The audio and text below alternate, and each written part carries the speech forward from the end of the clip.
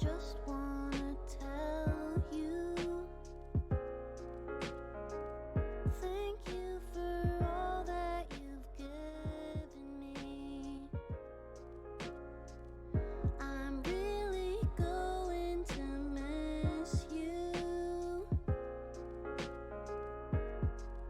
I hope you're not mad at me. Took me time to. Hey there, everybody. Oops, this is... That's still there, and that looks awkward. Let me just... There we go. How's it going? Hello, hello. Welcome to... what I am calling an ode to Avengers. The last update came out a few days ago, and I kind of just wanted to hang out with Sar, who's played the game a bit, not as much as me, but a bit, and we've streamed it several times before together, and kind of just talk about the game, where it went wrong, and like why I still played it so much despite that. So yeah, I'm just gonna pop back into the call now, and we'll start that. Hey there. Hi, how's it going? I'm all right. Yourself? We haven't just been talking for like the last 15 minutes. Anyway. No. No. Go see the D&D movie chat. Yeah, we talked about that a little bit. It's fun. I just realized I don't think the update has actually downloaded yet. Oh, for you? Oh, Yeah. no. Because I opened the game. It's supposed to be automatic, but I opened the game and it was just like, okay, update added to queue. And it's like, why was that not already? Here, let me. Why was that not automatic? In the game and see what I got then. Hold on. Uh-huh. It's also, it says, oh, okay. When I'm hovering over it out here, it says 2 hours left. And then when I click on it to look at the details, it says 9 minutes left. So those are two very different times. No, I don't want to start a new. Wait, no, I don't want to start the game. No. Why is it a fucking 7 gigabyte update? What is the... Also, why did it not download automatically? I don't understand. Hey, Maria. Can I just skip all the cutscenes, please? Jesus Christ. Okay. So on PS5, they added a thing where it shows you like how much time you've put into a game, just from your home screen, which is pretty cool. And for a second, I was like, why does it say I've only played 13 hours? Because I've played way more than that. But I realized that's because this is the PS5 version, and it's not taking my time from the PS4 version. Turning down the game a little bit, chat. Let me know if that's okay. So that's what was happening there. Like, I've definitely played way more than 13 hours of this. I've played a lot. You know, for some reason. And like I mentioned, that's kind of just, I just wanted to kind of hang out and talk about like where this game went wrong, because it's all everywhere, and why I still played it anyway, despite that. Because for a long time, I believed this game could turn around, and it didn't. Well, like, the argument I've always made, like, every single time that anyone's ever talked about this game, is that it's very fun to play, single play. Like, the story is worth playing. Like, the journey they tell in there, some of the set piece moments. Like, one of the things that really irritated me, I don't know if we talked about this much the first time we did this, but I played through the whole game, and then I wanted to go show my kids the segment where you go to space. Because I thought that was a really cool set piece. Mm-hmm. And finding out there was no way to, like, do that. Yeah, that you couldn't reopen story missions. You had to, like, delete your save file or create another profile, basically. Yeah. To be able to replay those beats or whatever, right? And I believe they did add an option to restart the campaign, But it was like 6 months after, it was, and I think you have to do the whole thing too. yeah, Wasn't it you like an can't all or just nothing? you can't just pick a mission. They could have just added the story missions to the mission select, And like, and I think that would have been way better. Or they should have done both, really. yeah, like I'm an old school. I played Destiny 1 a lot, right? And it was frustrating to have to replay the story in Destiny 1 to do a lot of the progression stuff all the time, Hmm. right? But man, being able to do it at all compared to like not at all, like what were they thinking? Especially because, in my opinion, that was like the best piece of it, right? Like, yeah, the story. The story is like really fucking good. Absolutely, and that was always, even from the beginning, you know, when this game had such a terrible launch, that I was defending that. You know, I was like, hey, the story is great. And I was excited to see where it went, because they were like, yeah, we've got these expansions that are going to build on the story, and they were setting things up. And after Black Panther, gone. No more story. I don't even do the Black Panther one. That's just where the story ends, despite the fact that it itself sets up more things. And they took this new shift where they were like, oh, but, you know, we're just going to put in characters and give you, like, mission chains with them, and they'll get, like, a cutscene when they come in and another cutscene when you finish that chain. But that's not a campaign. Right. And those were so specific to the characters that they didn't forward the game story at all. And I think that's where the writing was really on the wall. I think, you know, it was like when it was Spider-Man, I was like, okay, you're putting less development resources into this because, you know, it's a console exclusive character, whatever. Right. But then the next character, which took almost a year after that to come out, was a Thor clone. I'm like, all right, I don't mind her being here, but it took that long for a new character, and this is what you've got to show for it? It didn't even be like, hey, you unlocked another character right. for them either. Right. And then Winter Soldier. And then that's it. And it's just, it's so disappointing, right, is what it is, because I got myself invested in the story, and they built up things. There was like, it was obvious that like a Kree invasion was going to happen, and like, you know, and it's like just nowhere with any of that. Yeah. After Black Panther, the only like new story content we really got was like Nick Fury comes back out of nowhere. And they added like one new boss that had a couple like new cutscenes to it.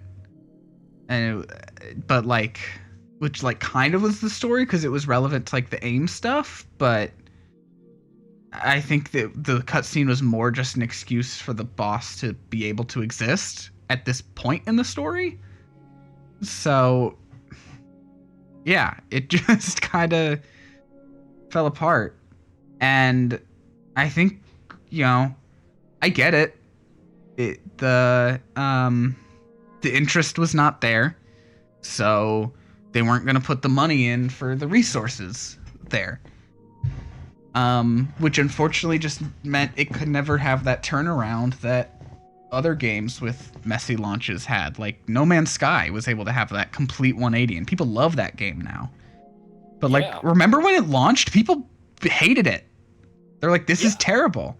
I'm in the minority. I always really liked the game, but I kept my expectations for it really like light, right? I was not one of the people that was like, they're gonna have 1 billion multiplayer characters at once, whatever, right? Yeah. I also played No Man's Sky 100% wrong the first time I played it. How I spent so? like 50 hours on one planet. Oh, wow. Yeah. Which, if you know anything about that game, I don't know much. I have not played it myself. Okay. That's playing it wrong. 100%. You're supposed to be hopping to different planets, exploring, finding resources and stuff. I would You're often literally argue that there flying over aren't planets. many wrong ways to play games, but yeah, that Yeah. sounds like the wrong way. Never gonna get iridium drives by staying on a planet without iridium, right? So But it's just like that's I think we'd be doing something completely different today if the game took an extra 6 months to launch. yeah, I think that's accurate. I think that's fair. I think if they gave it an extra 6 months before launching it, which it had already been delayed so many times, so there's probably pressure to just get it out. But especially a live service game, like you cannot have a messy launch. A messy launch is going to hinder its life from then on. Okay, I'm gonna segue here really quick. So, what are your thoughts on what Multiverse is doing? Multiverses, and I've been a pretty staunch defender of that game since the beginning. I've been hyping it up and Do you not hear what's happening then? generating excitement. I have heard. I have heard what's going on. I just want to provide that context. Sure.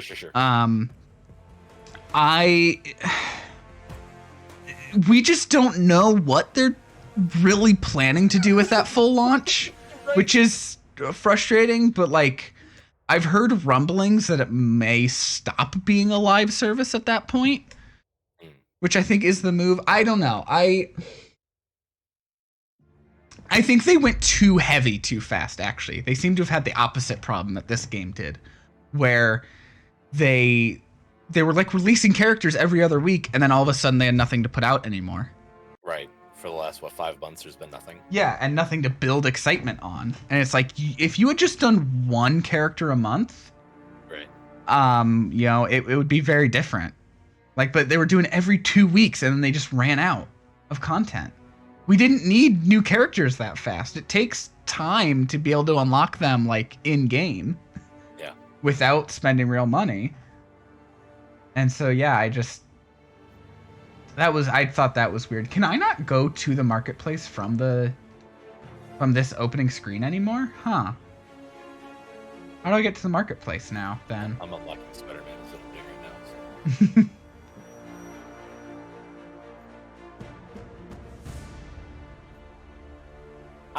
I really enjoyed Multiverse a lot. It was fun. It's such a bizarre move to me to be like, okay, so you can download it for the next 2 months. Is that it? Whatever. We're extending the second season, whatever. Yeah. And then we're gonna. Which they had already extended it once. Right. And then after we yank it from all the storefronts, you can play it single player locally, but not online. Yeah. And again, it's the weird part is this isn't canceled. What I've got for sale.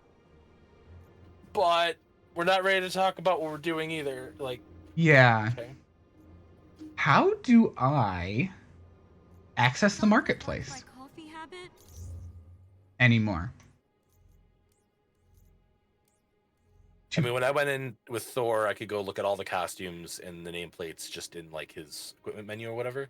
Just in the equipment menu. Okay, and then I get them from there. Got it. Yeah. There was still some that were locked for me though, which is weird, but probably achievement tied ones or something. Achievement is tied to gameplay. That it was no, you got to get it this way. Okay. That they worded that confusingly because they specifically referred to them as marketplace items. It made me think the marketplace would still exist, but no, you have to get it from the loadout. Oh yeah, so there might not be achievement tied. They might have to be you buy them from the cosmetic vendor on the helicarrier. Oh yeah. With the in-game currency. Think of me as your second closet. Holy shit. There's this many Spider-Man costumes? Yeah, it's a weird amount considering it's a console exclusive, but yeah. Yeah, they also converted any of your more premium currencies into the in-game currency. Pages on that. Didn't go to sleep until it was perfect. Wait, did I go to sleep? I guess they don't have the best Spider-Man costume though, do they? So I'm just gonna go through every character and look through costumes for a little bit to pick what I want for everyone.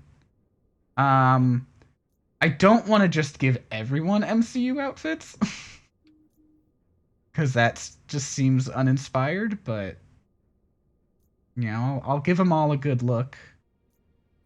I'm sure a couple characters will have MCU outfits.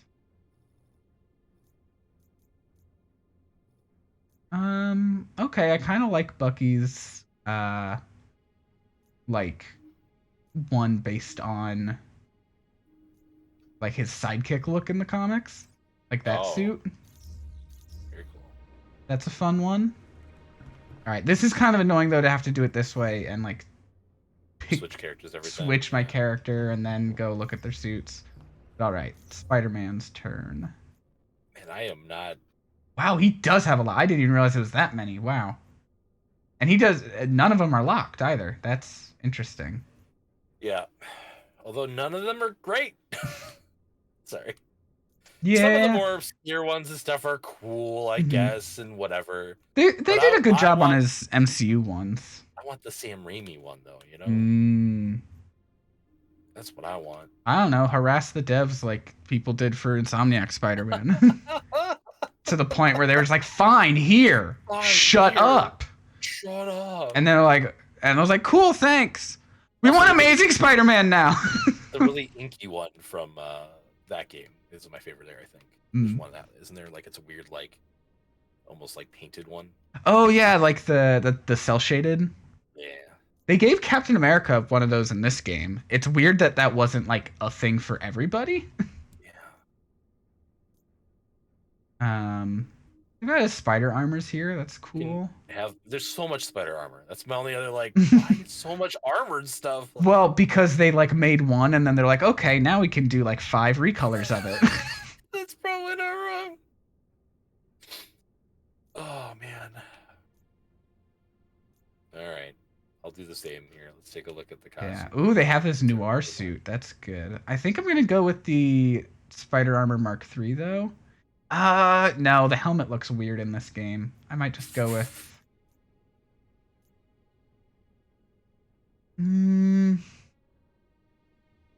God, they couldn't even get his No Way Home suit in here. Just Homecoming and Far From Home. Yeah. They have one of the... Don't they have one of the ones where before he like got a decent suit though?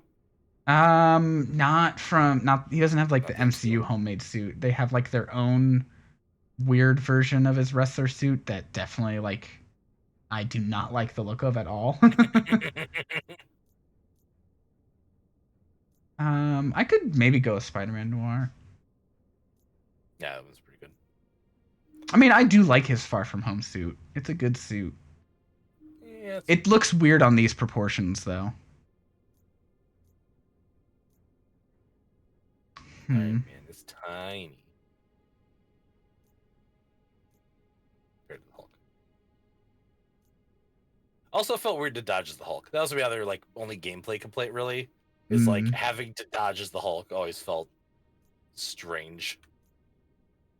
That's fair. God, there's so many Iron Mans. I still haven't picked my Spider-Man yet. Oh, you're fine. Take your time. So the one thing I was gonna say is like a defense. Like generally speaking, this game, you know, frustrating the way they handled the multiplayer and all that kind of stuff and everything, right? Of course.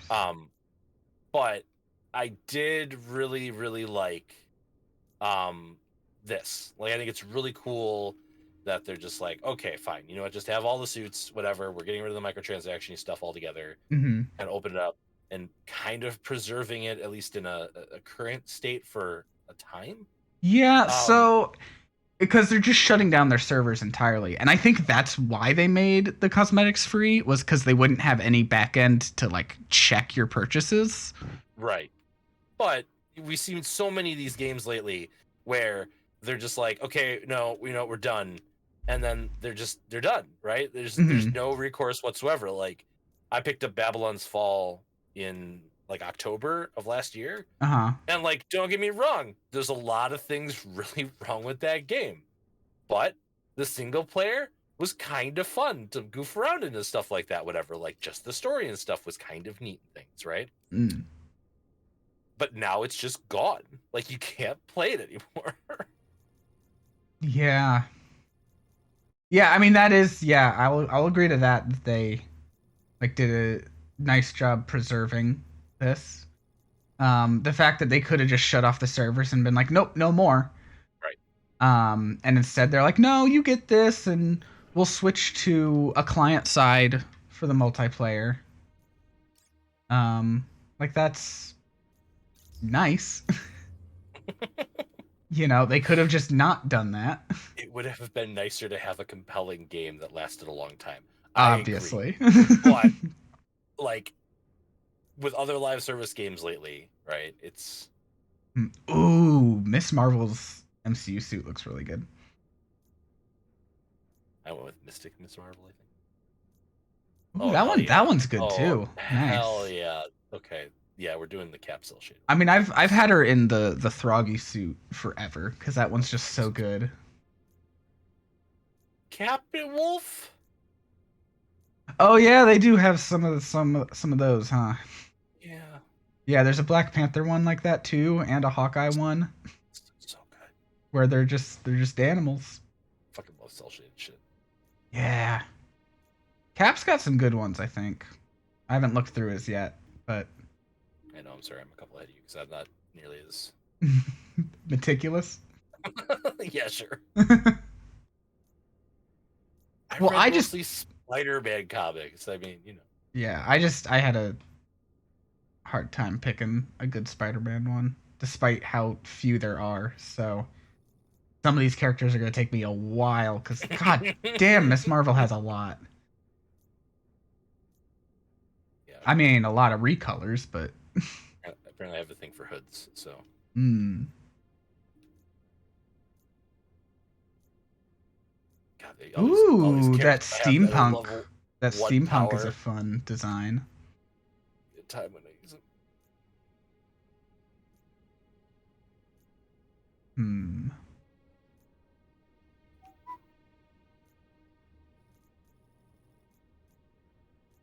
Far, can I plug your thing? What Far's got a thing?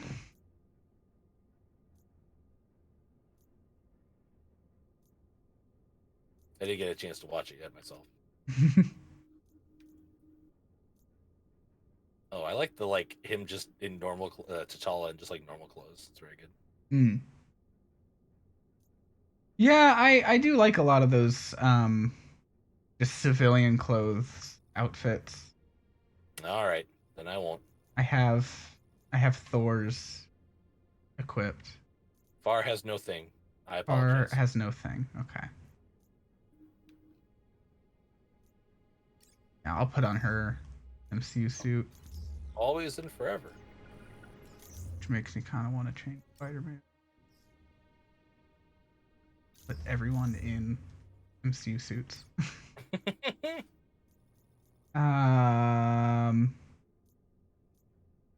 Whoa, there's now I opened it up and there's ones that weren't here before. Why did that happen? Oh no. Not a lot, but like some. What the fuck is this gold suit? That's so weird. This Desert Panther outfit looks like the Batman from the future in the Snyderverse. Oh god. Wish I didn't have to think about that today. You know, I'll go with this one. That one's neat. Oh god, no. The back of the neck looks weird. Never mind. You can't see that in this menu.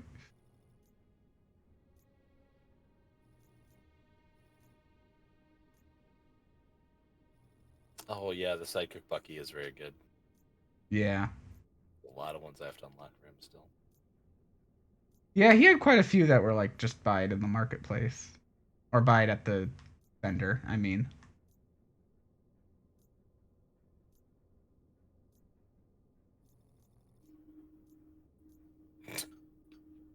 Yeah, I'll go with Spider-Man Noir. Alright. What about, oops.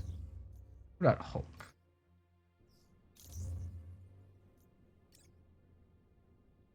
I've been doing this Gladiator Hulk one for a while, but they also have the Ragnarok Gladiator Hulk. Oh, the other thing I wanted to complain about tonight. Mm-hmm. So the um, CG stuff, like there's some really interesting stuff from New Rockstars recently, where they're talking about how like infinitely better the Disney Star Wars shows are with like their CG and stuff like that, whatever, right? Mm-hmm. With like one of the latest episodes of Mandalorian having a fully CG character from like the cartoons being realized in live action or whatever, right? Mm-hmm. And like just looking very good and realistic. And oh my God, Werehawk.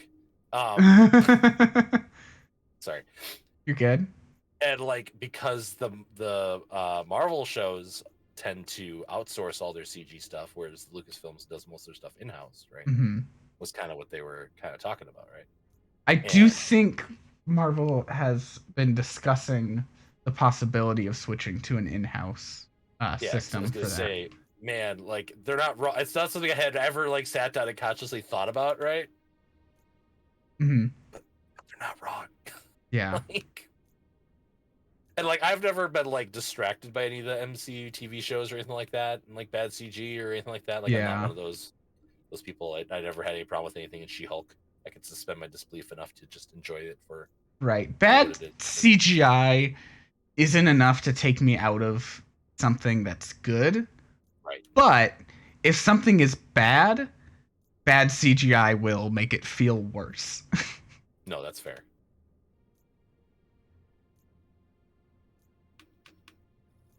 And especially like I'm just with Marvel, I'm like not one to complain about their CGI much anymore because like I'm like, yeah, the people working on it have done the best they could under the conditions they were given. They're put under, yeah. It is not their fault. It may be Marvel themselves' fault for not giving them enough time, but I mean, my taste is just bad too. I don't know, because like I personally like I enjoyed Quantumania, and apparently a lot of people did not like it. I loved Quantumania. I And loved the like hard sci-fi stuff they went into on it. Like it was really cool. Yes, I would agree. I mean, there was some stuff that I think it's the least funny out of the Ant-Man movies. Yeah, right? which is like a large part of the identity of right those that movies. they've done But with those movies, right? Yeah, I'd agree. And yeah, there's some of the jokes definitely land, in my opinion, right? mm-hmm. Like Bill Murray's stuff was super fucking funny. Honestly. Yeah.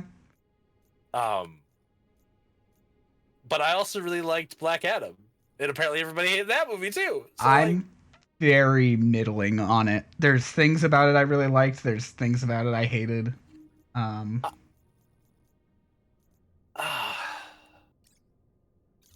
liked the vision of where he was kind of trying to take things, right?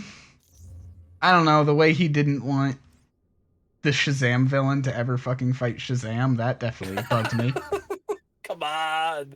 Who wants to see two people with the same power set fight each other? Like in Iron Man 1, in Iron Man 2, and in Ant-Man 1. Right. That's not a formula that ever works. Nah.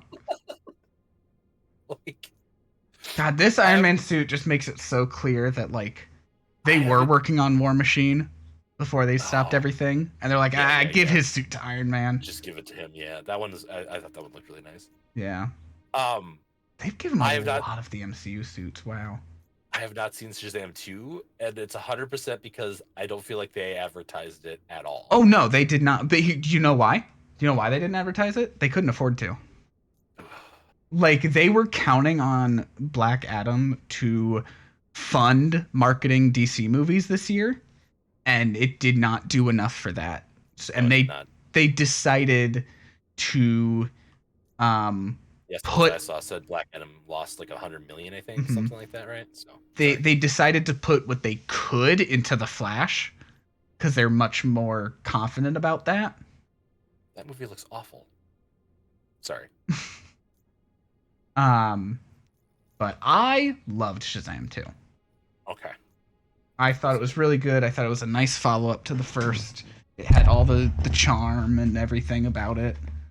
This is a rough cut like month. Like a lot of stuff is coming out right now. Yeah, a lot of stuff. I just watched Dungeons and Dragons yesterday. I just watched Tetris today. The Mario movie comes out Wednesday. Yep. There's that. Kids are gonna see that one.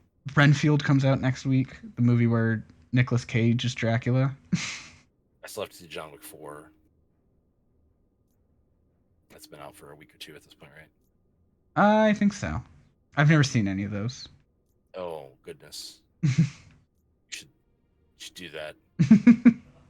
But I have a thing for like low budget action movies, if that makes sense, right? Mm-hmm. So there's just not many low budget movies in general anymore. no. The first John Wick though I think was made under like 50 million or something. Like it was legitimately like low budget, and wow, it's ballooned since then, obviously. Well, right? yeah. Now it's a whole franchise thing. But you know, and now it's getting like a ton of spin-offs and. Oh man, they do a really good job in the first movie, like hinting at this larger world, right? And then every movie since has been like, here's the little hidden world stuff that was neat in the first one that you want fully explained, right? Wink, wink, nudge, nudge. It's like this was more fun when it was just Keanu Reeves shooting people. Like, can we just go back to that a little bit? Like, you know, I don't know. It still really works. I really like 3 a lot. But I worry about how long this tale is going to be, if that makes sense, right? Like, sure. How many more John Wicks can we have?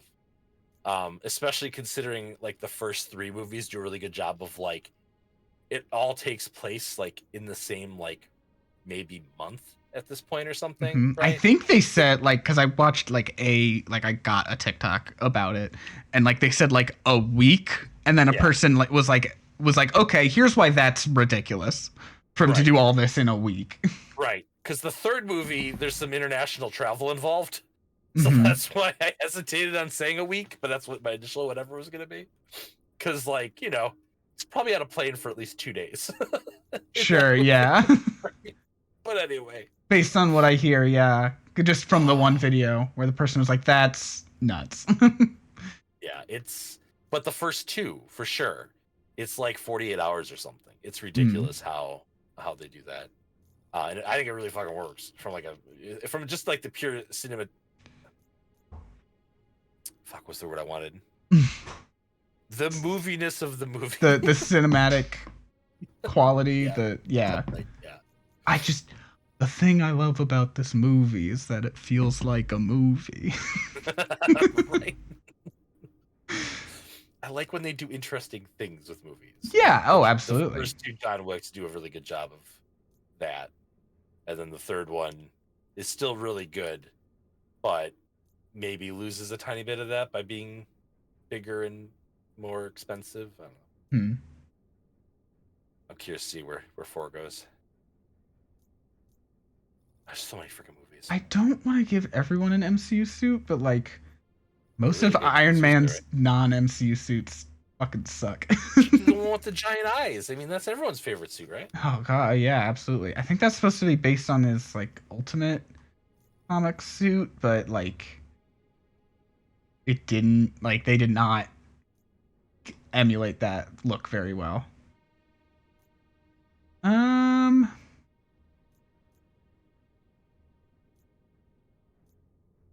I've had him in the Iron Man 2 suit for a while. That's a good one. Might switch it up to...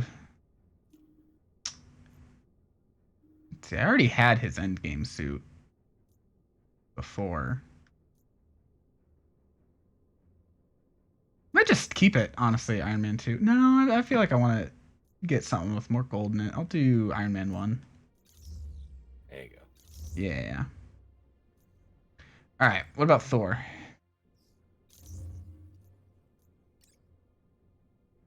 I've just had him in like this t-shirt suit for a while.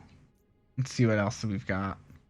I had mine as King Thor when I logged in today, but I've moved him to being the Destroyer Thor because got his Ragnarok gladiator suit. It looks weird with him holding Mjolnir. Because he does not have Mjolnir when he wears that in the movie. Thor's the only one I have fully leveled up too.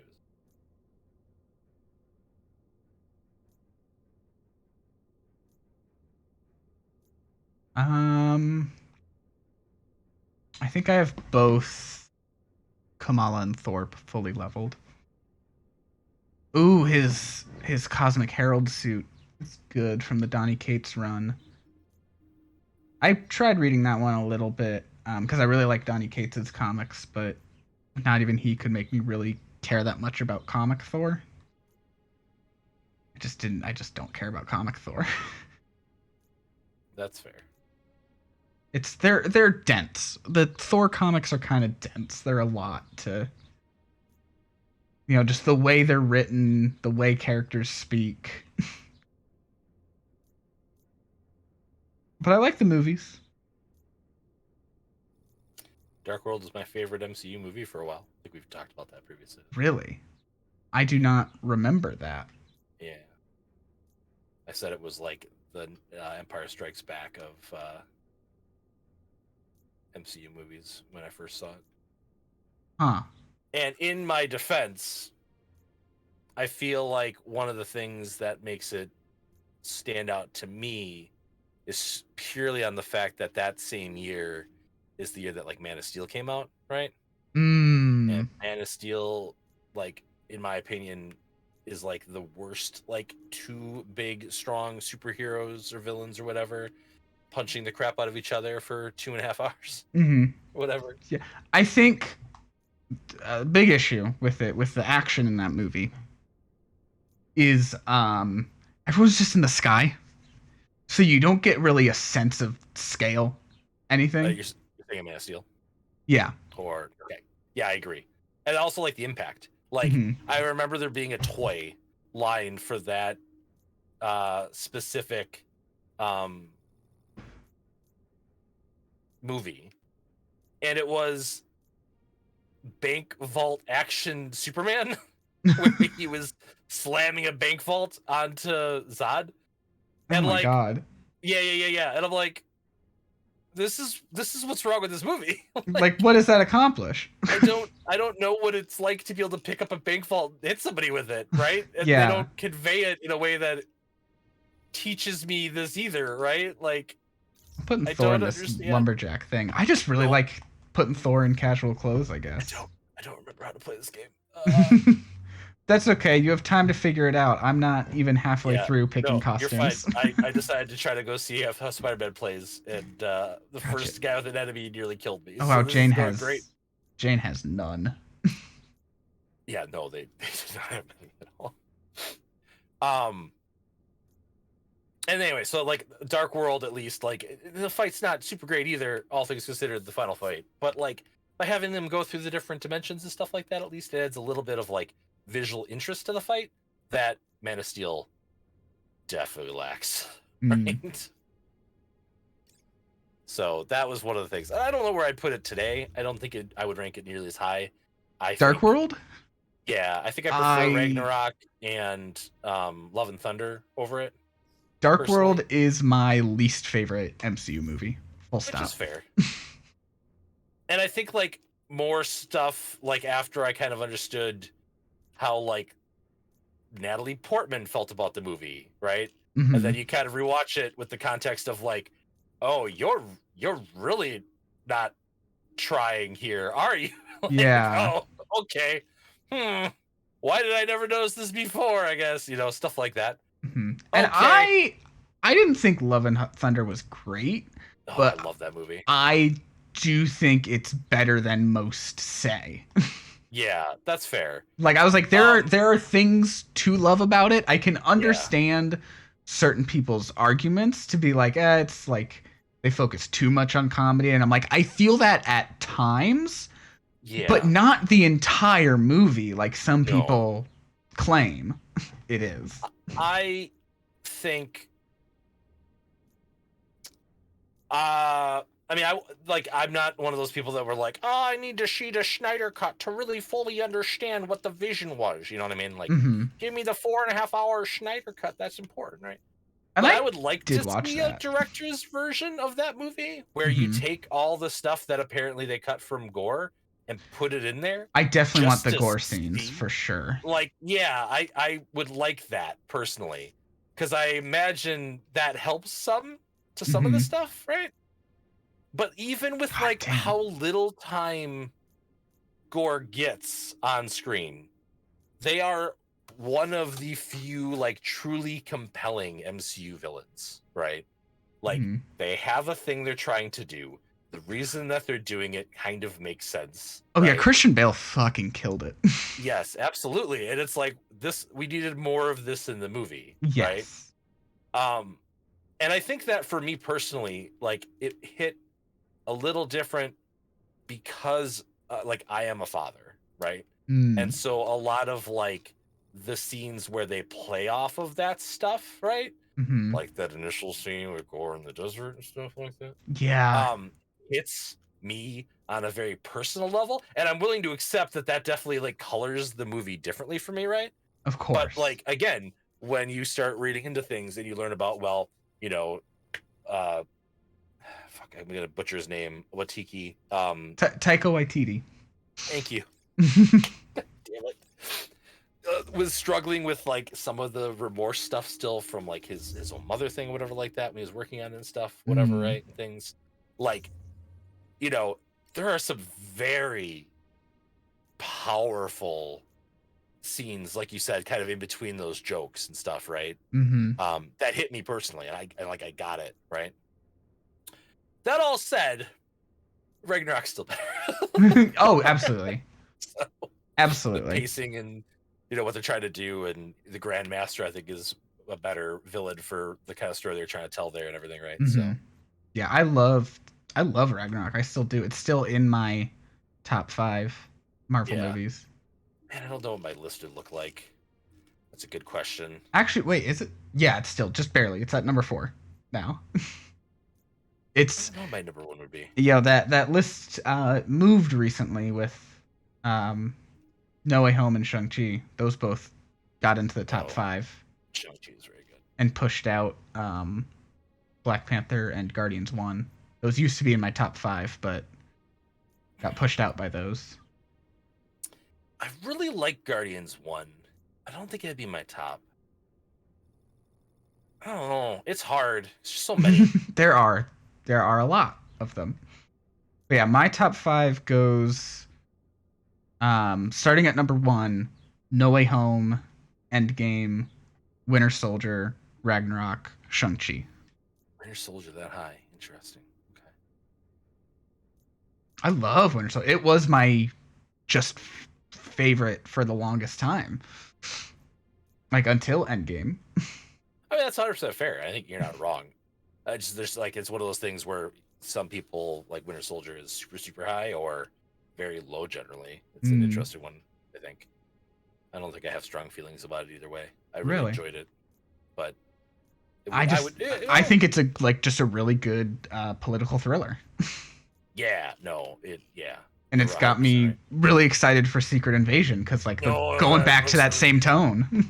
Yeah, no, that looks neat. I just watched the trailer for that a little bit ago before this, actually. Mm-hmm. And yeah, I'm pretty excited. Yeah. One of my favorite comic runs. One of them. I've never read the comic actually, and I know the show's gonna be very different from the comic. So I haven't read the scale. Secret Wars comic, but I've read there's a, I forget the name of it, but it's effectively where like Hammer takes over operations of like what Shield normally does anyway or whatever, right? Mm-hmm. And Nick Fury is like forced underground basically and has to use all of his like 3rd tier level resources to try to like build a defense against, you know, corrupt, you know. You beat the fight pretty handily. Congratulations, Far. I'm glad you made it through that fight. Far was doing one of the spiky fights in Like a Dragon. Oh. I've not played any of the Yakuza games. They're ones I've been interested in, but I enjoy them quite a bit, but because of all of the like distraction stuff you can run into in them, I have trouble finishing them. Right? Black Panther is actually going to be hard to pick which one I like most. He's got some really Ooh. good ones. Yeah, he does. I like the Earth X one where it's just the actual panther. Oh yeah, that was cool. I liked his cowboy outfit, the Exiles one. That's really good. I like the Mangaverse one where it's that like blue to pink gradient with the gold details. That's really good. I'm still looking at them, so he has some really, really good suits.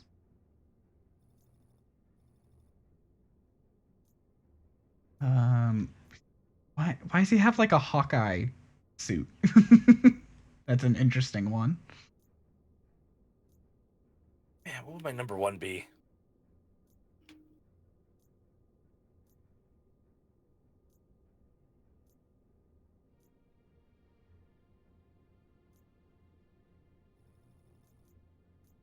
I'm caught between cowboy and gradient. You should go with the cowboy. Yeehaw. All right, you've convinced me. That's all it took. So don't tell you, dear, I said yeehaw. It's a very old reference, but it's fine. Oh my god, Hawkeye's 90s outfit is something with the hair poking out the top. That is an interesting one. Man. Werehawk, though, is also really good.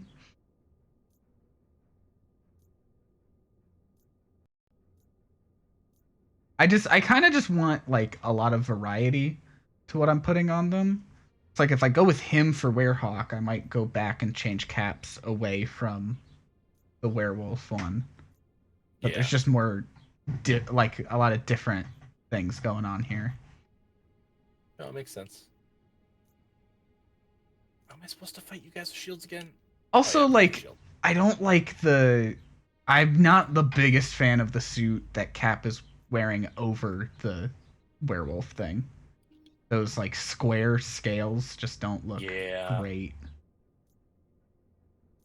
No, that's fair. I love, his scaled suits, but that's just not a good shape for the scales, in my opinion.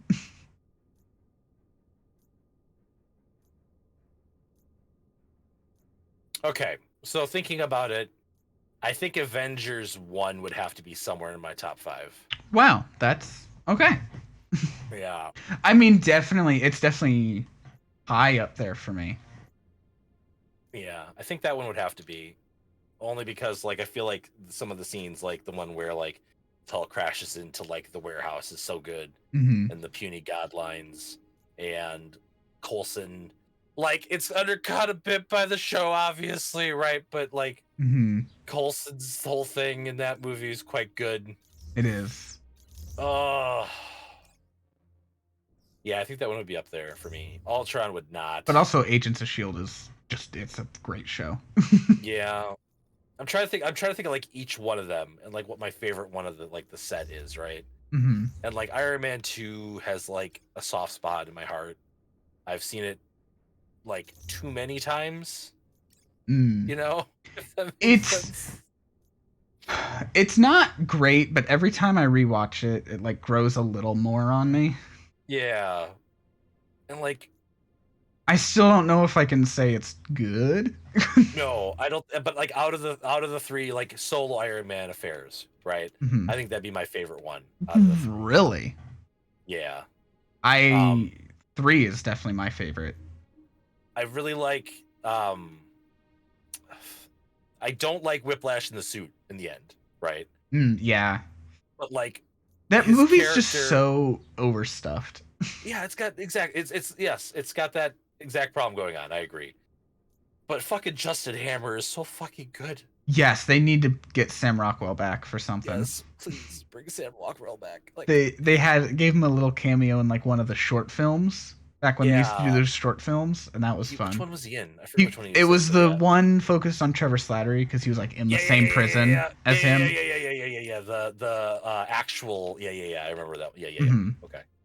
Which then, Uh, they brought all that back for Shang-Chi. I was like, oh, cool, that plot point actually went somewhere.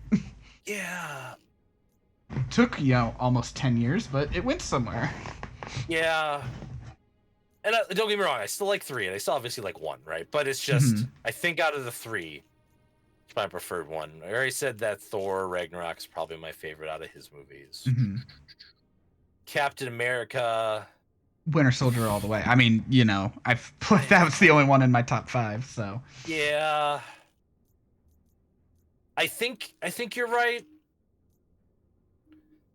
Um, I really like Civil War a lot, but like it's got a really messy like getting to Zemo is a lot, and then Mm. kind of doesn't matter still, and like I do really like Civil War. It gets contrived at times. yes. It's like clearly we just wanted everybody to be here. You know what I Yeah. mean? A couple times. Although I do like the scene where like Iron Man has like just the glove. That whole fight is pretty Yeah, that is cool. cool. Yeah. They could have done a little more with that though. Oh yes, they could have. They could have done a little more with a lot of things in that movie to make it a lot better, right? And obviously seeing Spider-Man for the first time, super hyped, because again, Spider-Man Yes. is like one of my favorite characters of all time. Oh, absolutely. Oh god, out of the Spider-Man movies, which one's my favorite? Far From Home, I think. No Way Home, definitely for me. Really? Yeah. Even when you take You out even when you take out Toby and Andrew, it's so like it's just so true to his character of like he him wanting to help these people. Yeah, that's Is true. and I just find that so compelling in the movie. I think I like the quote unquote lesson from Far From Home a little better though. Hmm. Where it's like you can't escape from this, Peter. Like this is going to be something you have to contend with. You can't just keep Yes. deferring to other people to like do stuff, It right? is, and that is the point, is that he's learning about that responsibility. And well, that's the whole point of Right. the whole trilogy in a roundabout way is his origin story, where he Right. learns all his responsibility lessons and such. Yeah. In a very Um, painful way. and Oh, that's that is what I love tough about though. them, because when they announce it, they're like, yeah, we're skipping the origin. You've seen the origin enough times, and it's like, but you didn't really. You made the whole thing his origin. Yeah. You just gave him the powers already. That's the only part you skipped. Right. But And Uncle Ben, right? yeah, but powers aren't the entirety of his origin. I still love that meme of the Spider-Man like crowded around a box of Uncle Ben laying on the ground. That'll never not be funny to me. I'm gonna go with his unhelmed first Avengers suit for Cap. All right, I think I've picked all my suits.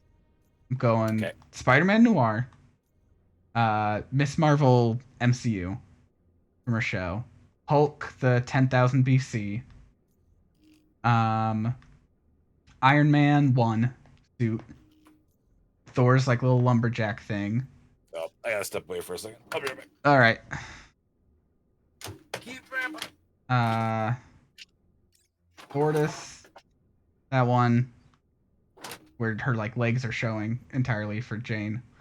First Avenger, unhelmed. Black Widow's swimsuit, just for fun. Cowboy Black Panther, Bucky's sidekick,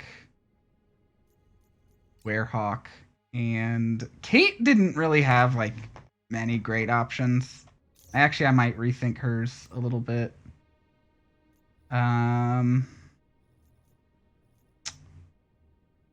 Yeah. Hers are. She just doesn't have many great options on her suits here.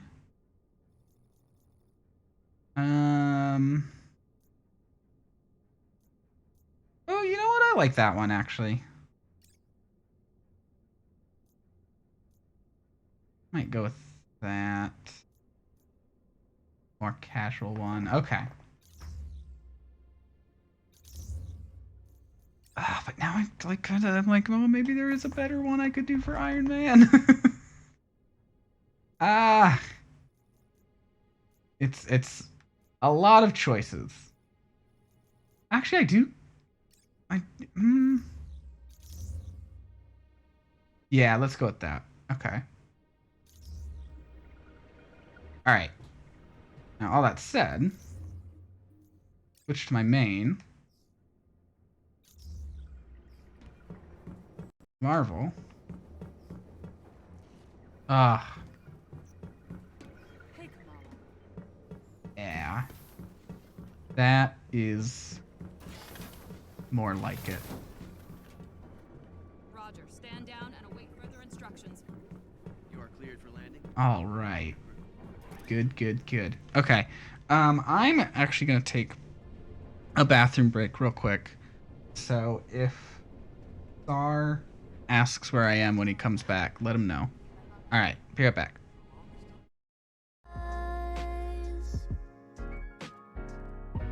My heart is for what data can't do.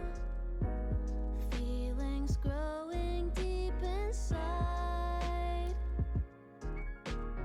have taught me what it means to love you. I know now that love is beautiful. I know now the reason why these tears fall from my eyes. This is goodbye. I'm happy to have been your creation, to have been your child. Father, I wanted to make you proud.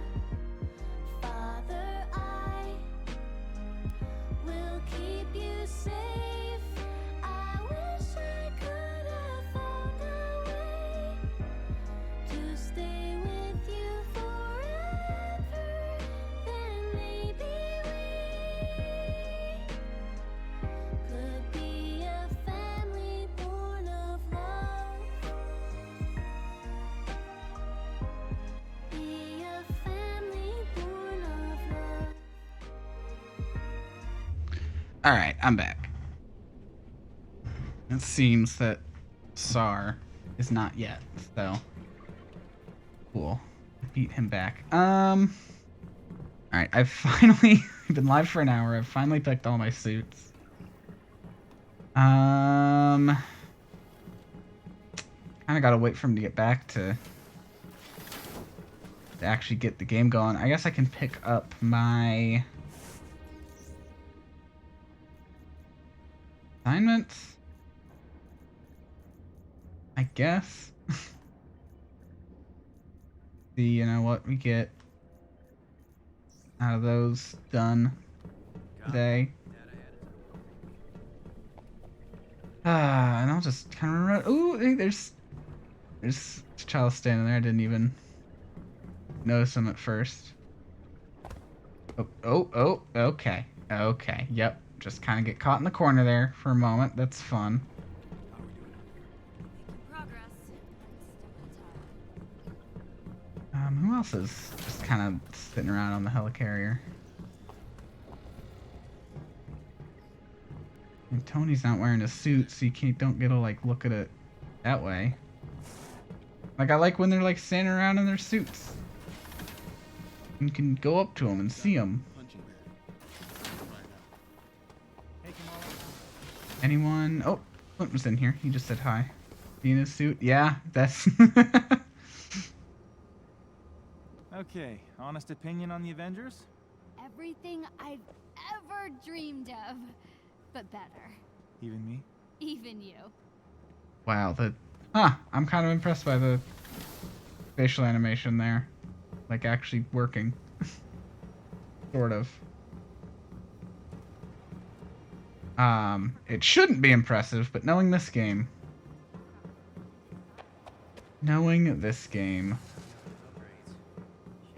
it is.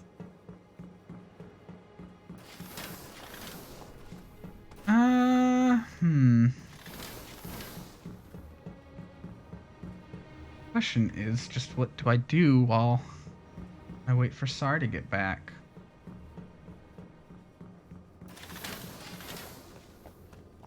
Hmm.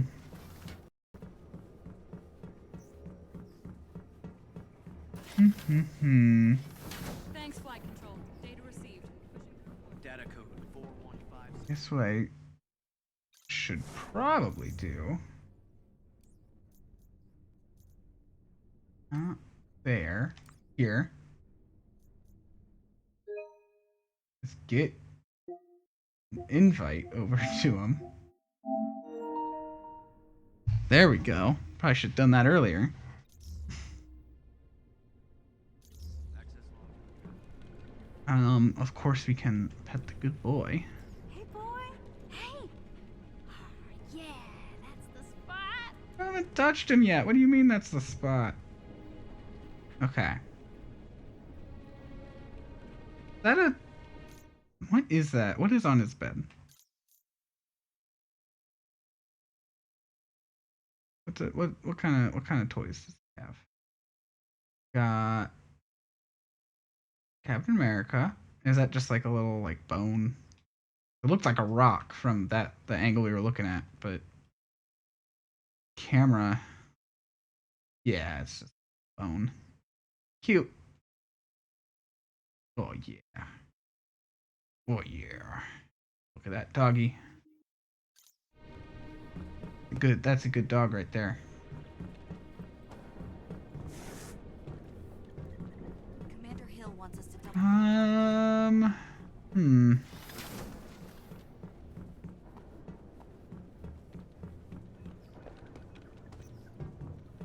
You know what I could do? I can go through. Why don't I have an emote equipped for her? I had, because I definitely had the bubblegum one. Is that gone?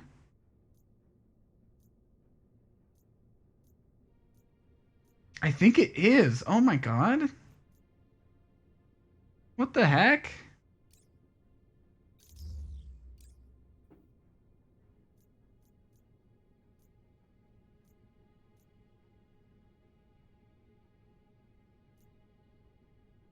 All right. Got all the nameplates for free as well. So there are, I could like look through those. Sorry about Ah! Hi. that. Ah! Coming. Send up to Mr. Stark's quarters. I'm surprised I didn't die. What the hell? I was in the middle of a thing. I ran away. What happened? It was a call from my kids. Ah. So on days I don't have them, they usually call to check in on how things are going. And like normally I don't take it after I start streaming. Expecting an update. But today was special because it was their first day back after spring break. Gotcha. So I wanted to actually check in with them and make sure everything was okay. Oh, Cool. I sent you an invite. Lunch is okay. Now I finally picked all my suits and everything. I'm in the middle of the like finale of this area, I think. Okay. Then I should be good to go. Sorry. No, you're all good. I can look It through does look like like I some did die. nameplates. And it like yes you can. Oh, that's funny. Oh shit. Okay, where was I? Guardians of the Galaxy. Oh yeah, right. You're picking your favorites. I'm for- trying to work my way through kind of Yeah. like the broad strokes to see if I can make a top 5 overall. Mhm. All from memory. I'm so fucking excited for Guardians 3. I am too. Every time I like every time they play the trailer in front of like a movie I'm going to see, it makes me cry. And I'm like, Oh. I'm not fucking ready I'm for not. this shit. I'm not ready for it either. Right? Like, I was watching something because it's really fresh. I won't spoil it specifically. hmm And it's one of the shows I'm watching with like my kids, and I was at the beginning of the episode. I was like, yeah, this character's not making it to the end of this episode, and I was right. And every time I see those trailers, it's like, oh. And like so many of them from like the outside stuff, right, have expressed that this is going to be their last MCU movie or whatever, right? Yeah, Because they want to follow James Gunn over to the DC side of the house. some of them do. I think a lot of them were just already ready to be done anyway. Well, I mean, when you're making Mario money, you don't need to make. Yeah. Ugh. You know, you'd think if you're fucking Mario, you could put in a little more effort. Effort? Yeah, You know, there's plenty of actors who would have killed for that job. Yes, and probably done a better job too. I thank God for Jack Black, though. Yes, Jack Black, Charlie Day was a great choice. Yes. No, that's also true. Um, Anyway, got distracted from what I was trying to fucking do. Okay, so I think the first one's better. yeah, I agree. think. I agree, but I get the feeling the third one will surpass both of them. Yeah, I think so too. Sorry, I got distracted by thinking where I put the Suicide Squad compared to all three. Anyway, for no The reason, Suicide I don't know Squad's why I would do that. really good. That's really good. All right, so let's see here. Where's that put me? I think Ant-Man 2 is probably the. Well, I don't know. I don't think any three of them could be in my top 5. Yeah. I like the first one well enough. It's got a decent story to it. The like close-up magic stuff and some of those like pieces in 2 are fucking amazing. But, Yeah. Of the three, the first one's probably my favorite. Probably.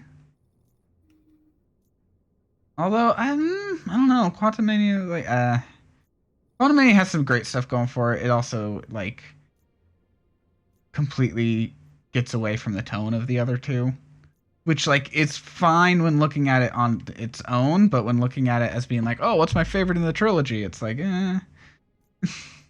yeah, no, I'm right there with you. I think on that. It's so weird.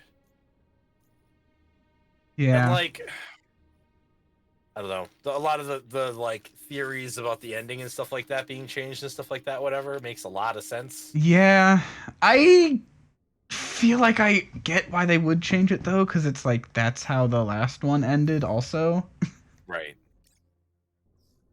But at that point, like, hey, why didn't you think about that earlier rather than a month before it came out? Right. Yeah. Yeah. Yeah.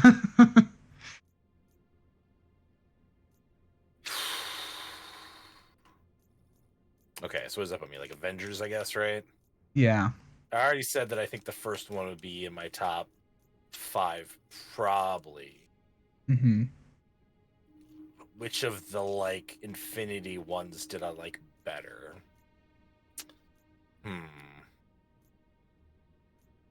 Okay, I got this done now. Sorry.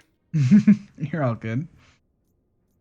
Just trying to get Spider-Man a couple levels, see if I like him. I don't really care for him. No, I like kind of forced myself to play him for a while because I'm like, hey, he's my favorite character. I've got to main him, and eventually I was just like, no, he sucks in this game.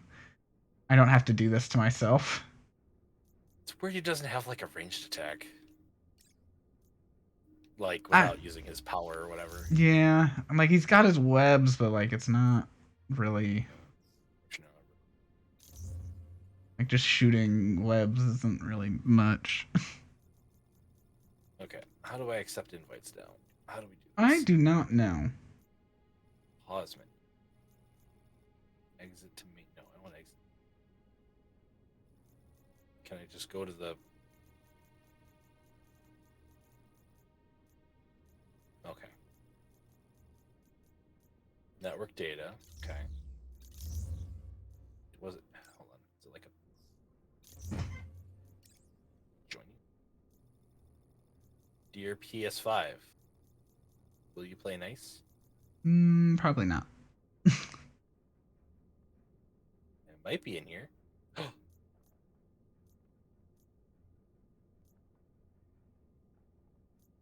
says I'm in the lobby to me, but that doesn't necessarily mean you're saying it is. Let me see. We should just be in like the same. We should be on the helicarrier together, I would imagine. With the way I invited you. Let me see. No, it doesn't say you're in the group. Let me give you another invite and just see. I can't. Never mind.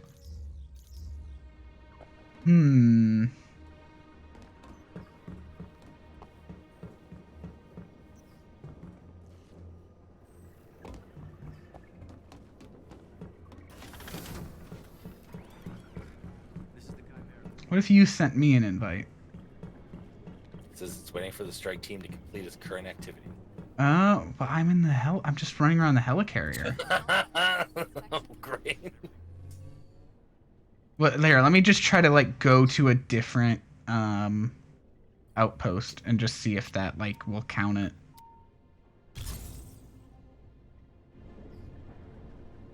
Bless you, Olive. Goodbye. Cat just sneezed and then left.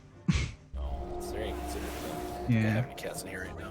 One came in and left like 4 times earlier. I closed the door because there was still enough sunlight. I was like, it's like, This will only take a no, sec. I must hide in the darkness. Oh my god. I have to leave the door to this room open because in the original layout, before it got modified by previous owners, this was the living room, and the thermostat is in here. Oh, Hey, you. no. Yeah. So I just have to leave the door open in here. I understand. But it was Like, either make this my stream room or make it my bedroom, and I'm like, I don't want the thermostat in my bedroom. No, that So, makes sense. yeah. Maybe next time? Did you hear the guys talking about my And did that fix anything for you, by the way? Like, are you able to get I in am- now? I am now I'm over here. Oh, I see you. in here, I guess. I see you in like the corner of my screen, so you're somewhere around here. Also, I think the microphone on your controller is on, because that's what's making you pop up in the corner of my screen. Oh god, no. I can't actually hear you in game because I have that turned off, but Fuck, do I turn that off? I see it popping up every time you're talking to me here. So Okay, I think I got it off now. the PS5 controller just has a nice button on it to turn it off. No, well, I went into the PS5 and told them.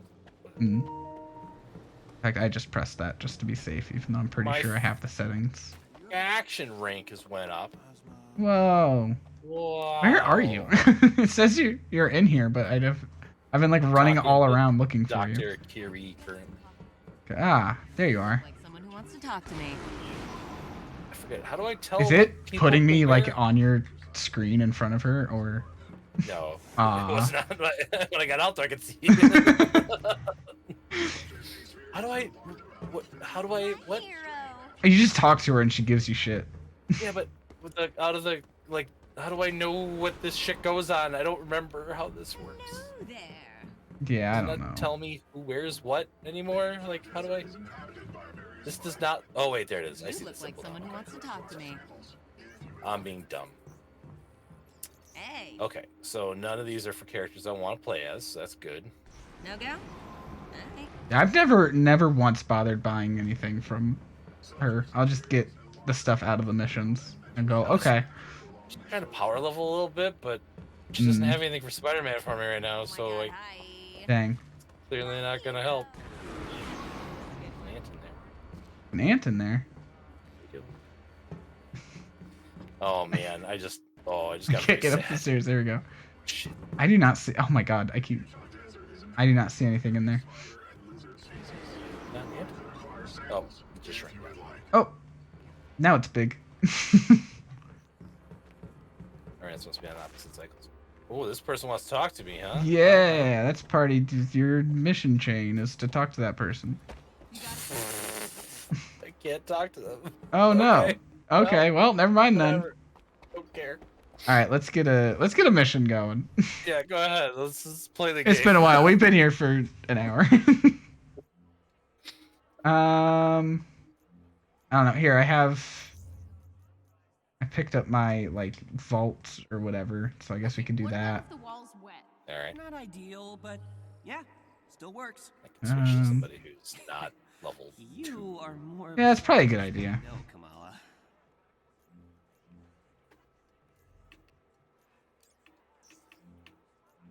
Hey, what are you guys up to? Pimming? Oh yeah, it actually like won't even let me go into here without you changing your character. Oh, really? Yeah, because it's just because your power level's too low. That's a good point. All right. I am Thor now. Cool. Now it'll work. Oh, do you have him in the destroyer armor? That's a cool one. Yes, I do. This is very cool. I had it as King Thor before, which was my favorite. Like, Mm. you know, when I still played the game outfit, right? So. Hmm. But now I don't play games. Disable I am matchmaking. games. We don't need randos in here. Uh, It won't let me. It won't let me disable the matchmaking though, so that's I cool. have to hold it. Okay, to disable it. Okay, yeah, let you. That's weird. Okay, I'm the one who invited you in here. I'm voting. I'm helping you. I think. Oh, We have to like agree. weird. Okay. Well, now it's searching for him again. What? Yeah, but no one's coming in, so there we go. Maybe because I hit it again. Oh, I think I accidentally hit to re-enable it. Oh. Okay. Okay. We're learning Yeah. on the stream. Mm-hmm. We'll do it live! Doing it live. Whoa, Greg told me to dream Coampter. Greg, you're back. What'd you think of it? Did you like the scene where? Wait, I shouldn't assume you've watched the whole series. Never mind. I like the part where he says it's Hawking time and Hawk's all over those people. Greetings, Avengers. Resistance Intel has identified. So I think you got to like one of the best scenes, shield but not the one I was gonna reference. AIM so it's good appears I to shut be up. in the area, likely seeking the same thing. Find the vault and recover its resources. Ah, it looks like it's before our enemies my Iron Man and my Spider-Man. I thought it'd pick like one of my AI and one of yours, but The one unless- LARPing? Yeah. unless we have the same suit on one of them. I hope Jeremy Reiner is okay. I think he's gonna retire from acting, which I would too. After that. Yeah. I don't have the exact location of the vault. Your signal okay, goodbye. should pick up a shield higher frequency power when you gear. get close to its What? location. Scout out the area ahead of you to locate it.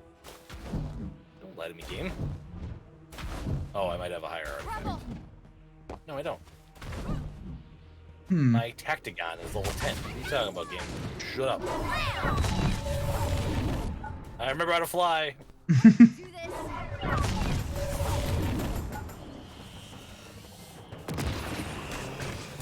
Oh, I don't have any more high fives. That's why it wasn't working. Oh, I thought I had. oops. I thought I had 3 charges on those. I guess I only have How do 2. How do I throw the hammer, though? I think that is finally it. Oh, yeah. I remember now.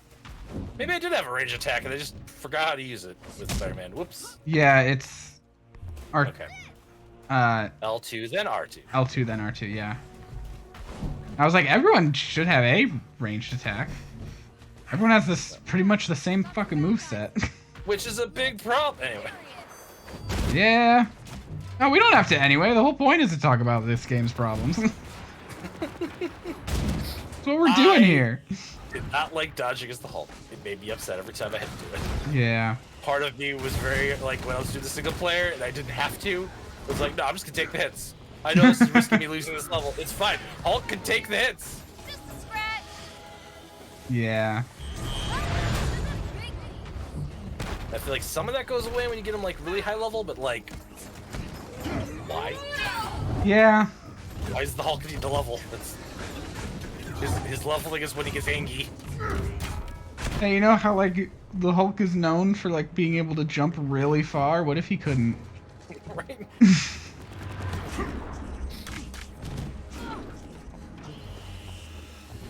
Yeah. But you know, all this to say, you know, we've been complaining on and off about this game. Good. Why still play it? And I think it really does just come down to the story.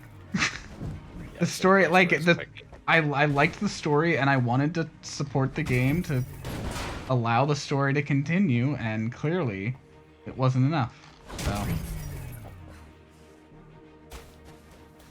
there were not enough people that felt the same way I did to actually let it happen. Well, I don't know. Like, I love the Ultimate Alliance games. Like, they are fucking incredible, right? I've played the PSP version of 2.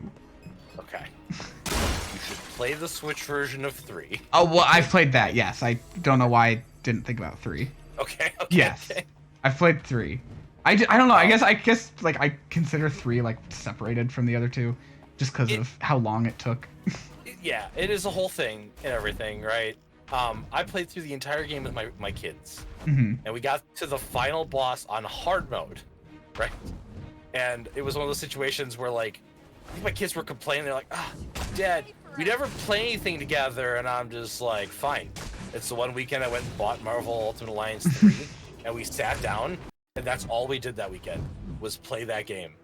And we got all the way to the final boss of the main game, and I had to drop the difficulty down to normal because they couldn't, like, synchronize well enough to deal with, like, the final boss, basically, right?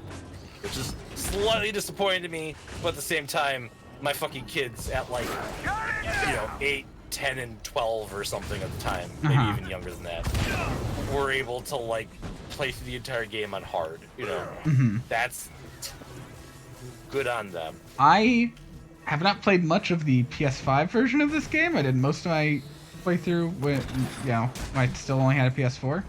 Yeah. The way they've incorporated the adaptive triggers into this version, I do not care for. Really? Yeah. I was thinking that it was kind of nice, especially throwing through his hammer. Weird. Maybe it feels good for that, but when I'm just trying to, like, punch, and it's, like, giving me, like, weird resistance, I'm like, that's fair. Especially with how flowy Kamala moves, it's like, shouldn't this feel flowy? 4 DNA keys? I have 66. What? Because, like, you get them, and, like, when do you fucking use them? You have to look for the chests. They're not marked on your map. It's so weird about it. It's like, it's a thing they barely talk about ever. I went and bought the first and second ones on PS at one point with the intention of playing it more with my kids, and they do not appreciate those games the same way I do. I have the PS2 version of the first. Bought it recently. Haven't played it yet, but...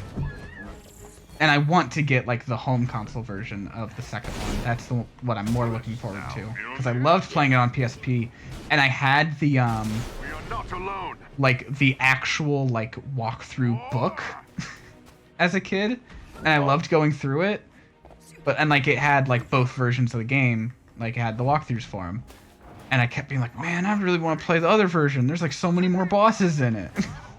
It's one of those games that is so weird to me because, like, they had a PS4 re-release of 1 and 2. But it was only because it was, like, Activision still had the rights to the stuff at the time or whatever, right? So it was only available for, like, 6 to 9 months or something. Yeah, not a very long time. It was a very short period of time, and it was one of those situations where they didn't really advertise what was being dropped either, right? Yeah.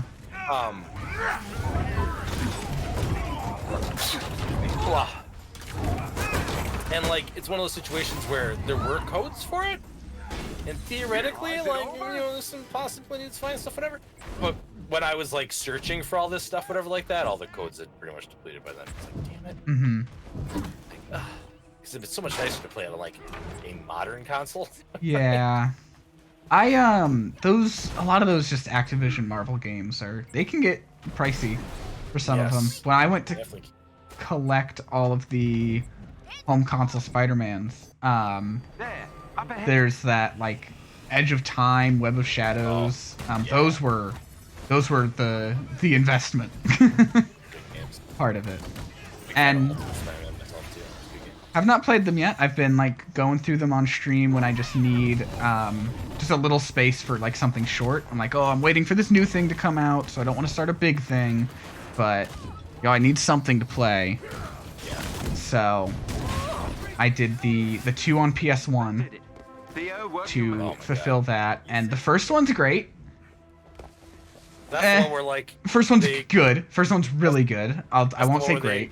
That's the one where they excuse the like really bad draw distance by saying Mysterio filled the whole place with like mist or whatever, right? It was Doc Ock, but yes. Yeah.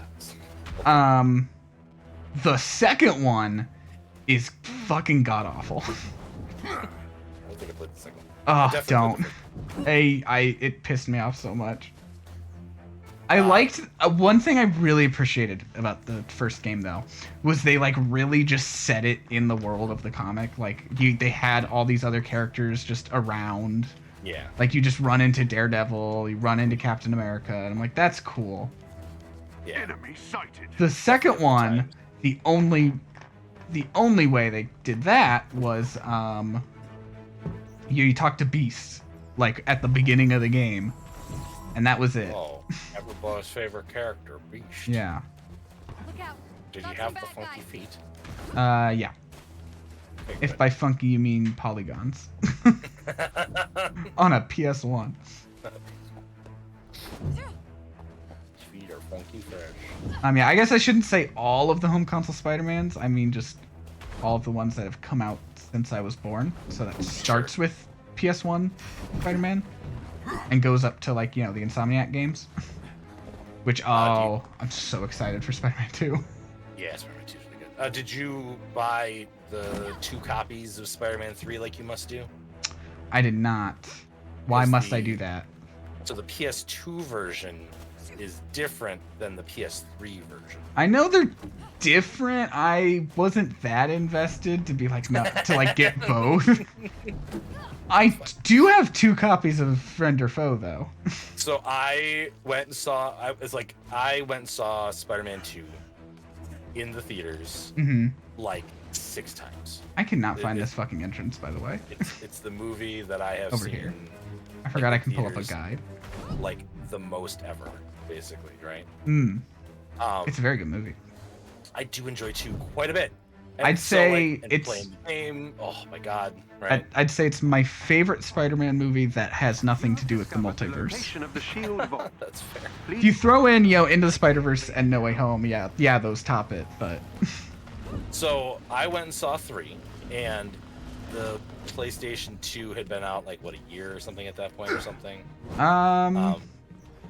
It had the like graphics from the logo and everything, you know? oh, you mean the PS3? You said the PS2. The automated Yeah, systems PS3. are recognizing Spider-Man you. 3 came out. Please Yeah. I think a proceed year to the after activation PS3 area was down out. below. And I went and saw the movie, and I liked Spider-Man 3 well enough to immediately go to Target afterwards and be like, I want to buy the tie-in game of this, because I'm sure it'll be just as good as 2. So I bought, because I didn't have a PS3 yet, I bought the PS2 version of Spider-Man 3, which apparently most people say is the best version Oh, they say that one's of better. that game. Huh. Interesting. But it like misses out on like a Vault is bunch of nearby. the quote-unquote Activate its main like terminal so extra we can begin. content that the PS3 version got. Uh-huh. That like ties things together and adds even more villains to the movie that already had too many villains in it. Yeah.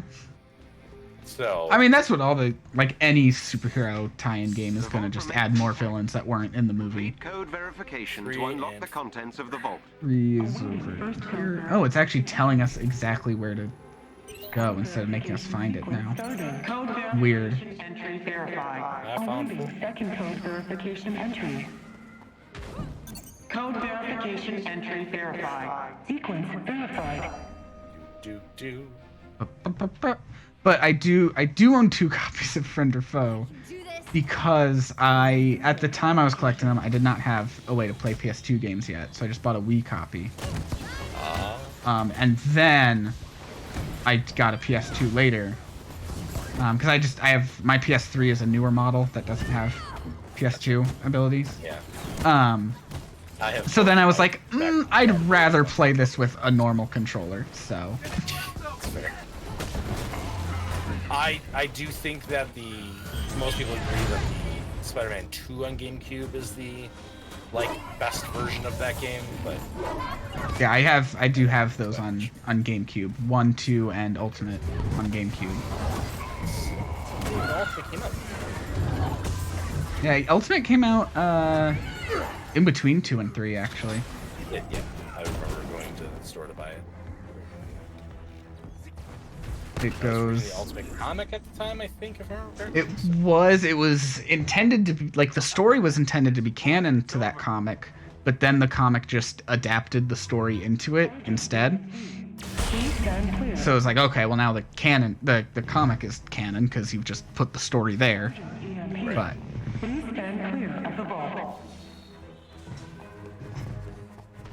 But yeah, I've heard good things about that one. I'm looking forward to it. Yeah, I like that one. But I have a soft spot for Venom, so. Venom in Speaking of Spider-Man the Venom PS1 movies, Venom, was. the first one's probably the best. Yeah, I do like both of them actually. I think they're good movies. Not like too. No. No, it was fine, but I feel like I don't know. I mean, it's the first one's definitely better. I'll agree with that, but Yeah. I still liked it. I mean, I didn't hate it. I don't know. I just wish they'd done more with. Woody Harrelson, I think. Yeah, Woody Harrelson's a fucking great actor. Yeah, and they just feel like he didn't get like a lot of time to really be Carnage in that movie. Right? Yeah, I suppose so. I feel like it's another one of those situations where like just get too excited to start adding all these additional characters and like weird plot threads and stuff like that, whatever, right? Like that maybe we didn't really need. Personally, I don't know. And I thought like, God, what's his name? Why am I blanking right now? The fucking actor who plays Venom. Jesus Christ. Tom Hardy. Yeah, Tom Hardy, like the him being like just over the top Tom Hardy shit was pretty good still. Like Yeah. Their whole little Eddie and Venom's little divorce arc was very fun. Yes, no, that was it was the highlight, definitely. And the fight at the end's fine. I don't know, I guess I just It's short, is the thing. It's like you blink and the movie's done. yeah, kinda. And you build up like is it Blackthorn? Is that the name of the institute or whatever? Like it's something. I know what you're talking about. doesn't matter. You build it up so much in the movie, and then you're there for like 5 minutes, and it's like Ravencroft. That's what it is. Ravencroft. Thank you. I was like, because I know it was like in a bunch of comics that I read like within the past few years. So I was like, where the fuck? I should know it. Feels like a missed opportunity, but like I don't understand what Sony's doing at all. I had not watched Morbius for the longest time, and weren't missing much. Well, you're right. And I had gotten a Netflix subscription for like every once in a while I'll do like I'll pay like I don't know $20 or whatever. Oh, I'll get like a gift card, and then I'll go activate for like a little bit, right? Uh-huh. And it kept recommending Morbius, and I eventually was bored enough one day that I put it on, right? Uh-huh. And a big part of me really regrets it, and then another part of me wishes that I was better at like editing stuff, basically, right? Because I think the movie would be fucking hilarious if you just took the CG out.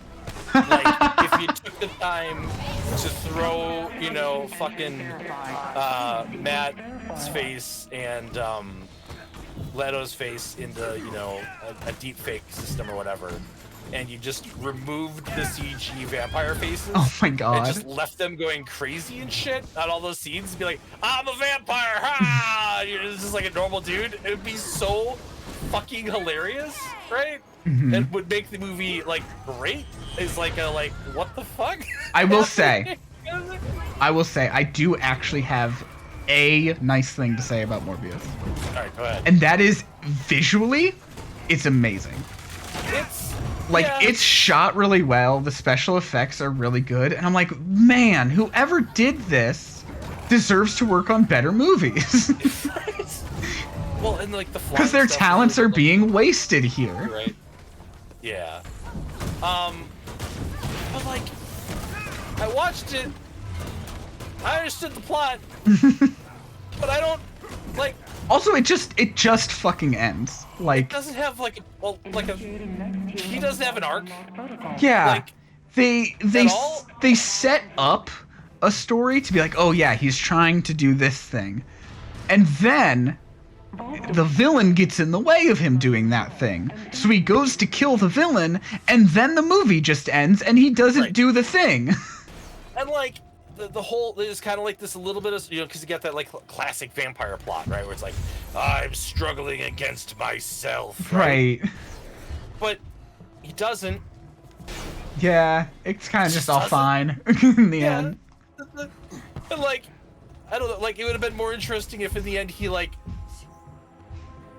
tried, like, okay, I know I'm going to be this thing or whatever, right? And like tried to end it or whatever is something, and then like, I don't know, somebody stepped in and was like, no, don't do it. We need you, Moby. You know what I mean? Like, something? It's, right? yeah. Or like have him tranked and picked up by like, I don't know, Hammer or something, right? And make it so that like, now you're part of our secret team or something, right? Because they're clearly trying to build something there, right? Yeah, they want to do the Sinister Six, and it's right. Ugh. But you know, with the weirdest fucking lineup. It's like, oh yeah, let's do Sinister Six with Vulture, Morbius, Venom, who isn't actually a villain, fucking Kraven the Hunter, the goddamn Hypno Hustler, and fucking, I don't, like, it's, and fucking El Muerto. Like, okay, sure. No one knows who half those characters are, and I read Spider-Man and I didn't know half those people were, so. Yeah. Well, because El Muerto has, you wanna know how many comic issues, how many individual issues of comic books El Muerto appears in that they're planning to do a whole movie about? 3. 2. Damn it. You overshot it. I overshot it with 3. Damn it. Oh, that's incredible. Yeah. I don't know. I just, yeah, it's. Yeah. Bad shit. Yeah. It's something. Oh, this is interesting. Okay, they have added this thing, like a flashback mission where it is like some of the story stuff that just like maybe it cycles in and out. This is because I've seen one that's just labeled a flashback mission from the Kate Bishop campaign. No. So that is kind of interesting, actually. Huh. And then it's like, oh hey, we're doing a new movie with Donald Glover, and it's like, oh cool, he played the Prowler, so it's going to be a Prowler movie, right? As no, it's the Hypno Hustler. I'm like, who the fuck is the Hypno Hustler? You don't know who the Hypno Hustler is? It's the weirdest thing to me also, just because like these characters are clearly like the actors are being picked first, and then they're like, okay, who, like, what's a character you can play? Yeah. Because especially El Muerto, because they're like, okay, we got Bad Bunny. He's Latino and he's a wrestler. Oh, okay, we have a character like that. We technically own the rights to this character who's in 2 issues. Great, do it. Print it. Send it. It's I will say I am cautiously optimistic about the Madam Web movie. There's just hearing some of the plot stuff, it actually does sound interesting. Yeah, no, I think you're right on that. I think it could definitely be this okay. dude heading into the facility But, at like 5 a.m. you know, the that's recorded exit, it's like so he actual good, Do like, we know anything else about this plots. guy? Mhm. Oh yeah. I mean, was because like originally- they've managed to make the Venom movies work, you know, despite all the everything that Sony is. But early days, and First- also great agreement. no, it's okay. We can disagree. While I was I think the second one's okay, right? Like, it's Yeah, fine. it's But yeah, clearance to find out it what. doesn't make me excited to see a Venom 3, though, right? sure. I plan to. Like, what are you going to do, an anti-Venom story? Okay. I think there's like doing a multiverse thing where he's looking for Spider-Man They've got the area to like covered. play off the It's gonna be a fight. end of No Way Home. I'm not the one. But I don't think it'll be the same Spider-Man. Follow my lead. Right, because there's all that theory crafting that have to be different for Sony stuff. Whatever. Mm-hmm. I don't think they know what they want to do yet. They're like, oh, we're going to do a new one. No, we're going to have Tom Holland jump back and forth between both. No, we're going to do Andrew Garfield, and actually these have been in his universe the whole time. Oh, Andrew Garfield doesn't want to do that because he doesn't trust us. Oh, wow. I wonder why. Yeah. Like the rest of us. Yeah, I think basically he like, Sounds like target practice. from what I'm hearing from like leaks of how those meetings went, he was basically like, I'm not doing Spider-Man unless like Marvel Studios is involved. Oh. Because I trust them to deal with it. I do not trust Sony by themselves. Oh, interesting. I was not aware. I would love to see more. I think we're gonna see both of them in Secret Wars. I am the kind of person who I liked both of those movies to a degree. The second My one's so problems bad. with Amazing Spider-Man 2 primarily is the thing that they always do. Why are we trying to cover like 16 Spider-Man storylines in Yeah. a single goddamn movie again? Mhm. Let this shit breathe a little bit. That's the thing. I'm glad you said storylines and not villains, because it's like people keep being like, "Oh, it's so many villains," and it's like that's kind of part of the problem with Spider-Man 3 and Amazing Spider-Man 2. But it's the number of storylines, because you know what other movies had like 5 villains? Spider-Man Homecoming, Spider-Man No Way Home. Those both have 5 villains in them, and yet, you know, all those villains are part of the same storyline. No, and it's not even, I don't think in Amazing Spider-Man 2 even like the amount of villains so much. It's more, again, where they're getting ahead of themselves, right? Yeah. Where the whole fucking vault scene at the end, right? And the fact that they were doing a Sinister Six movie at the same time that they were doing a Amazing Spider-Man 3 or whatever. Yeah. Right? Like, why? Why? Why? The plot leaks for Amazing Spider-Man 3, by the way, sound fucking deranged.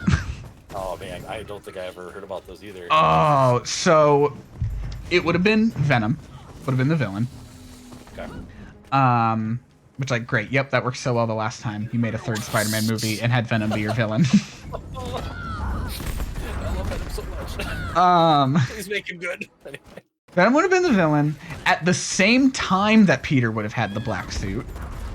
Like, like Venom would have made the black suit for Peter, which is like, okay, that's not how that works, but whatever. Yeah. And when Spider-Man realizes he can't beat them, he goes to the Sinister Six to ask for help. What? And I haven't even gotten to the quote-unquote best part about this, is they laugh at his black suit so much that he cries and takes it off. That's why he loses the suit, because they make fun of it too much. And the little bit of symbiote left out of that goes and falls somewhere onto a homeless man that's supposed to be Cletus Cassidy to set up the Venom spin-off movie. Yeah. Like, okay, so the most frustrating thing to me here in this whole thing is all of like it. Well, yes, absolutely, but like the Sinister Six isn't like a team, right? It's like it's supposed to be like they like the way the Spider-Man game handles it is pretty accurate to generally how those plots work, right? Yeah, it's just like one of them's like, hey, let's work together for this one thing. If we work together to defeat Spider-Man, we might actually have a chance, right? Yeah. And then inevitably, like, you know, it's one of those really challenging things, though, because once you've had your villain beat 6 of his main villains in one story, right? Like, you ruin some of the, like, oh my gosh, whatever. And the reason it works with the Sinister Six stuff is because they're able to usually have it where, because the 6 sinister bad guys that are making up the specific team, right, are interested in their own evil, things, basically. Right, yeah, they don't work together, and that's their downfall. Which is so funny to me, because, like, so many of the stories will just be like, oh, yeah, we're gonna work together, and then Spider-Man just fights them one by one anyway. Right, or like is able to use Or I don't maybe know, 2 at a time. Like, electric powers to hurt Doc Ock, or you know what I mean? Like, Mhm. and then they get mad at each other, and then I mean, that whatever. that was literally the very first Sinister Six story. Peter just fights them one by one at a time. It's like, yeah, you're not working together.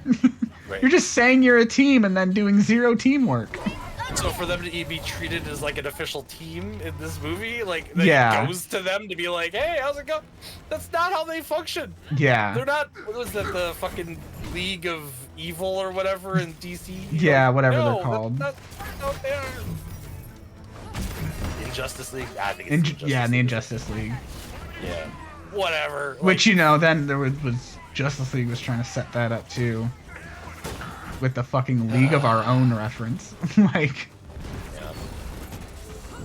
and they wanted Deathstroke to fight Batman because Ben Affleck saw a cutscene from one of the games where they fight and he's like, "Oh, that should be the movie." And it's like, but Deathstroke's not a Batman villain. He's a Teen Titans villain. Yeah, but he fought Batman once and it looked cool. It's like, yeah, it is cool when villains fight other heroes, but you need to establish them to their own heroes first. But I think Deathstroke is neatest when he's more that kind of weird anti-hero kind of position, right? Where, yes, he's a bad guy. Yes, he does bad things. He does terrible things. Sometimes doing it for Robin's own good. And other times, he's having sexual relations with children. Yeah, if you didn't know that, y'all. I think I've heard of that. Deathstroke's, yeah, he fucking, I'm not interested in a redemption story for him, to say the least. No, I don't think you need one. Right? Yeah. Personally. But you know, if you were to make a movie about him, that seems to be the only thing they know how to fucking do. No one knows how to make a villain movie. So what they do is they'll just make a movie about a superhero who does some bad things sometimes. And that's the issue with Morbius. That's the issue with Black Adam. It's like, yeah, he fights like some actual heroes at one point, but then they've got to put their differences aside for the bigger villain. And that's what it is. Yeah, no, you're not wrong.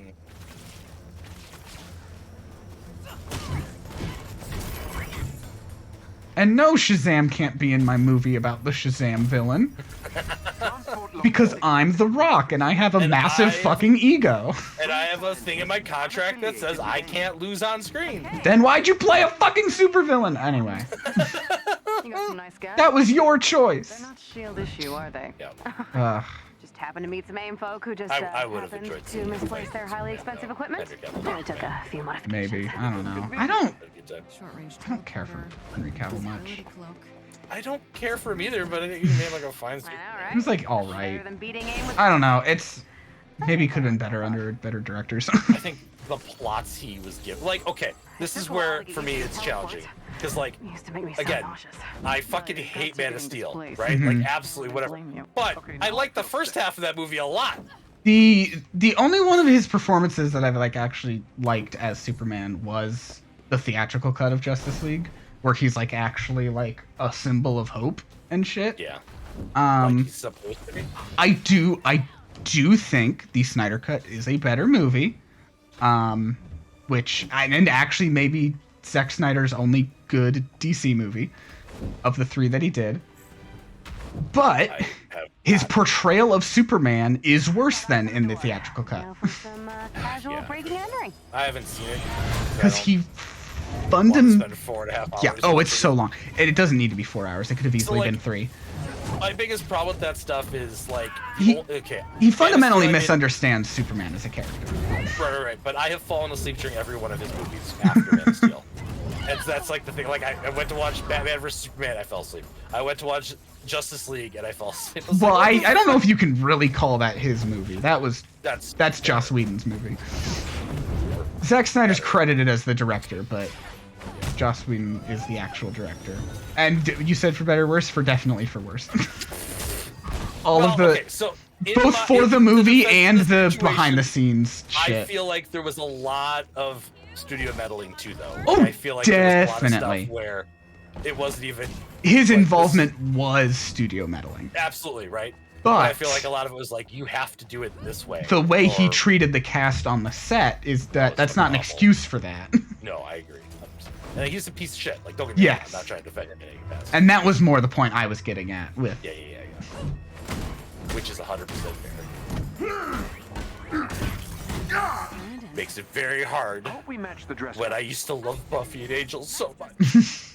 And he turns out to be every other Hollywood I person. love it. Yeah.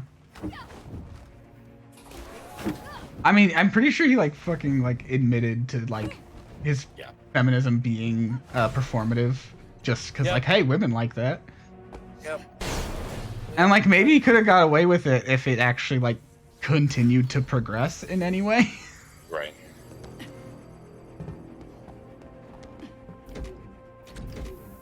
To the facility we go. Yeah. Yeah, he made a good Avengers movie Daughter of Derek and Ellen. out of 2 that he made.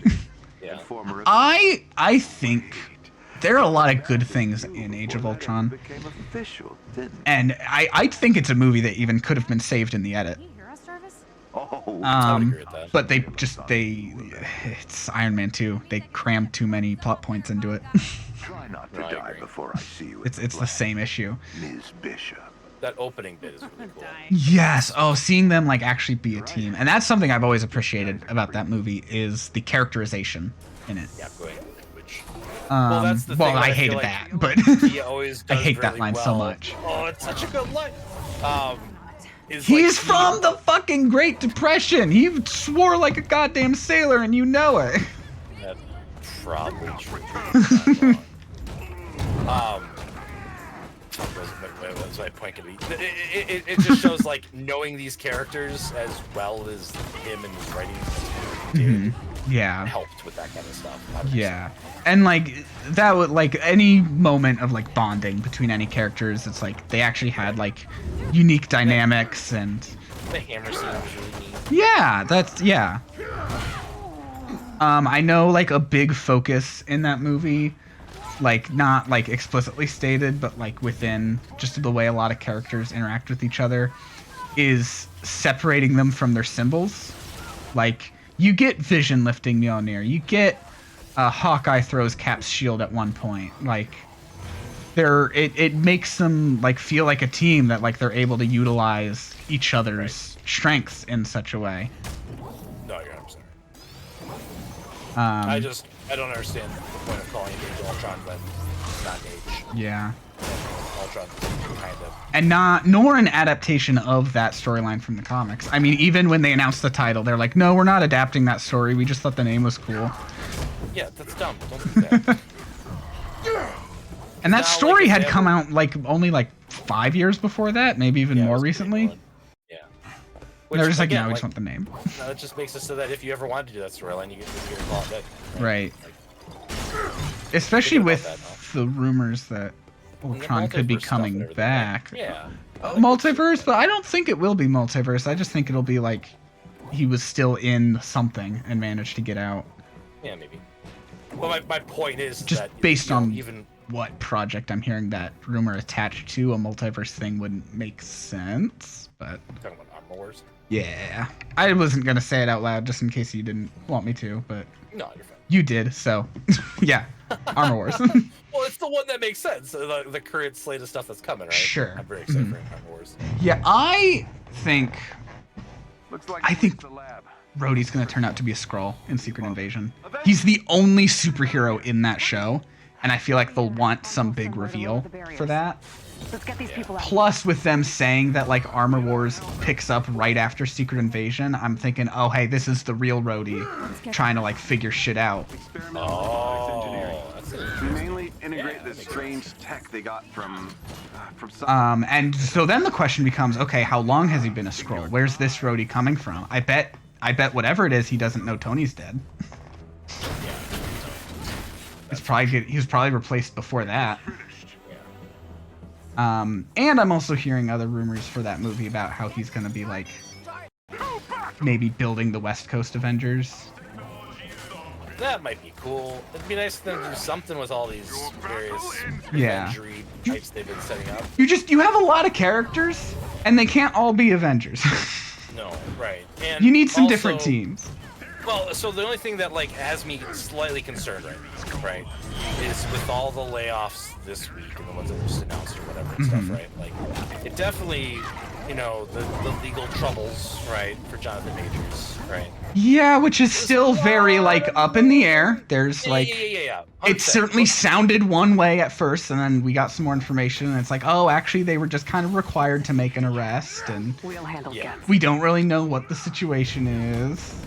Well, So my I'm- point is that like the MCU right now is kind of in a precarious Yeah. place with all that. Which, right? like, I'm not gonna like make my judgment one way or another, because I'm like, okay, it could be true, it could not be. You know, we just need more information. Absolutely, I agree. But From that standpoint. if it turns out that, you know, he is at fault and they should not move forward with him, it is a character from the multiverse. It's not that hard to explain a recast. No, it's not. 100%. I agree. But from where I'm sitting, though, it's more like you look at how Thank you. Quantumania went, Uh-huh. right? From a box office perspective, right? Hmm. And obviously, Wakanda Forever did pretty well, right? Yeah. But God, Wakanda they're- Forever is so fucking good. They're watching that stuff so closely, right? Hmm. I don't think I can watch it again. It was really, really good. I love it. Like, don't get me wrong, but man, it's sad. Holy Yeah. fuck. I've rewatched it since then. To just like watch with someone else, and it's not as painful on a second viewing. I mean, it's certainly like it is sad, but like you're on a second viewing, you like the message has made its point to the point that it's like, okay, like I can just see that this as the events that are happening. Right. Whereas, you know, there are some other movies that have a message that every time you watch it, it makes its point every time. Yeah. But oh right, we still have one more thing to. Yeah. Oh, I just hope they turn it around a little bit, I guess. Yeah. Looks like you lost your scientist, yeah? So what's the next They're- one we got? Guardians, yeah. Soon enough. Everyone. And they have, you know, they've already said they're gonna slow down on the shows. And they're probably gonna slow down on movies after this year What are as you well. planning? You know, because they were trying to ramp up to 4 a year. I think they'll scale back to 3. Only do 2 or 3 shows a year instead of like what we got 5 in 2021. I mean, I get from their production schedule side of things that's really hard to keep up with for, right? But I was loving that shit. It was great, but they, you know, they need to give things more time in post-production. Yeah, no, that's fair. That's fair. That's been their biggest issue. I is- would be totally okay with them being like, okay, we're gonna do like 1 this year, right? Mhm. But they're gonna get a whole bunch of shit in the post-production pipeline for next year, right? That would be ideal in my opinion. Because, you know, we had like 4 or 5 shows announced to come out this year, and then it turned into, yeah, the only guarantees this year are Secret Invasion and Loki Season 2. Right. I still think Echo could happen this year, because I can't imagine that being like a heavy post-production schedule. Yeah. Because it just being a more grounded project, but... Right. No, Enemies. I just. But like Agatha's definitely gonna, you know, not be out just yet. The time. And that's okay. I think Loki season 2 is the final season. You Yeah. shelter beneath a god's protection now. Season 1 was great, and I hear that season 2 they're able to do a bit more of what they actually wanted season 1 to be, that COVID got in the way of, where it was supposed to be more of like a big time travel adventure. Okay, I didn't even give me a chance to get up and heal from that hit, so that's cool. Hey, there's another, you know, issue with this game, the lack of iframes that has never been resolved. Oh, I mean, expect iframes from the Hulk when he's dodging it.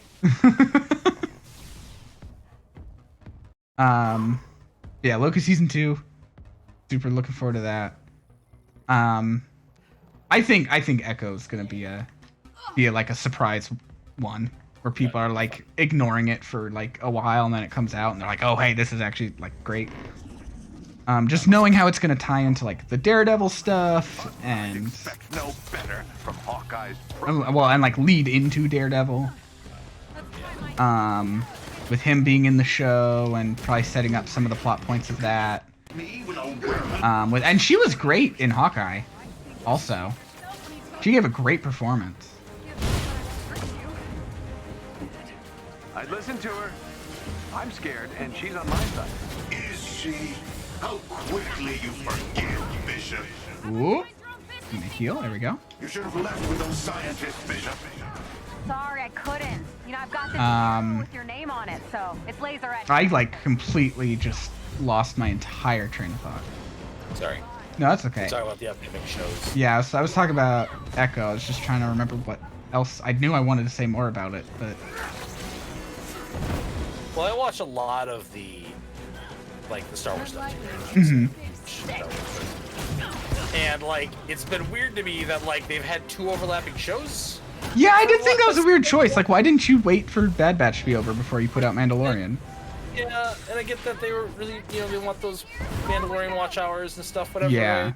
Right? It's not happening right now either. So, like... I mean, it didn't bother me because I love Pedro Pascal and The Last of Us was wrapping up, so I'm like, oh, cool. I get a different Pedro Pascal show, and I don't watch Bad Batch yet, so I haven't finished Clone Wars. I want to watch it. I need to finish Clone Wars first.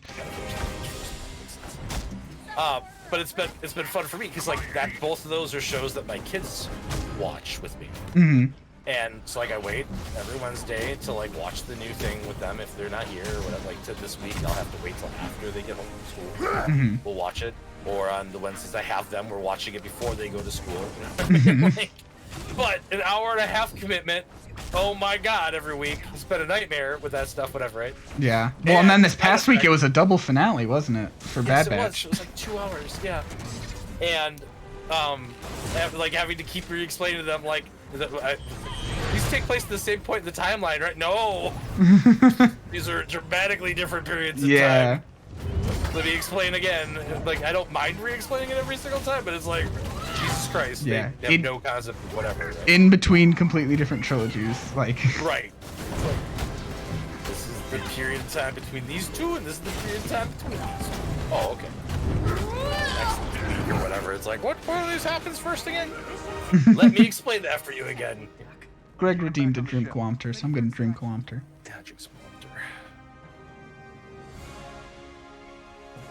Oh no, Greg got an ad while I was drinking my Womter.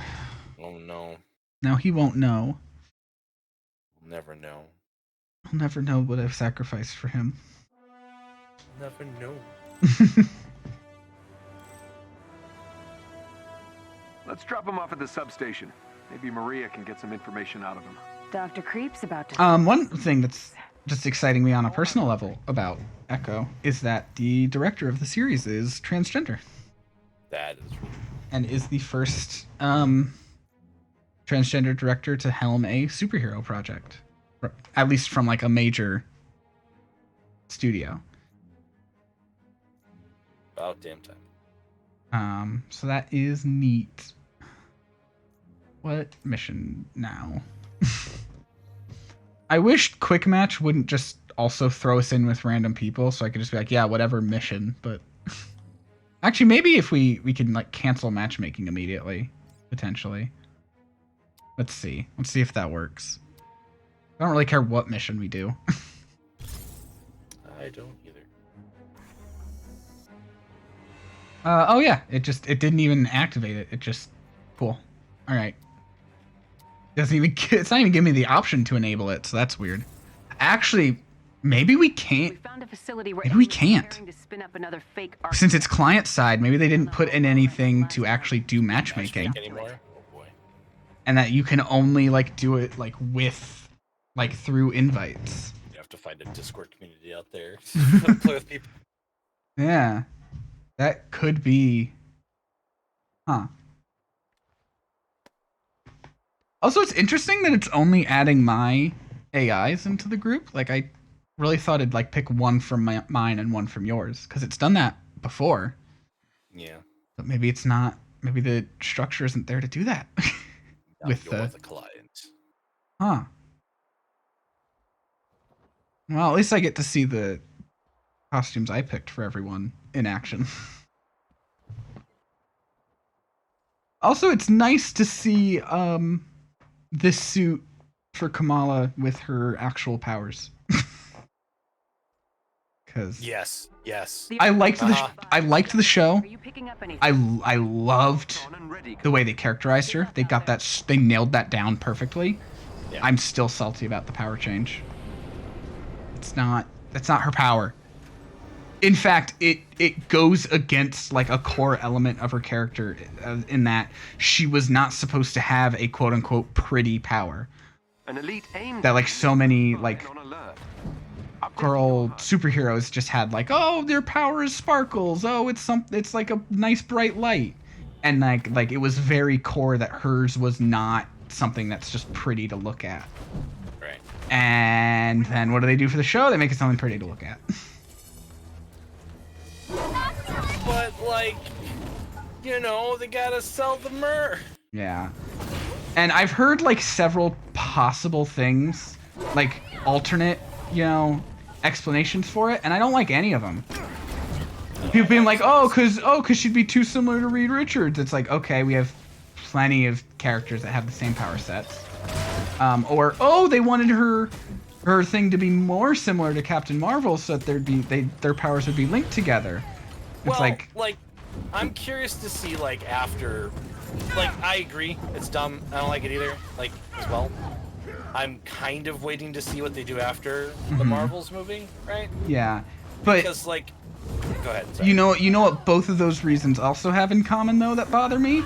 They're framing this this girl of color and her powers around a white person and how they relate to that.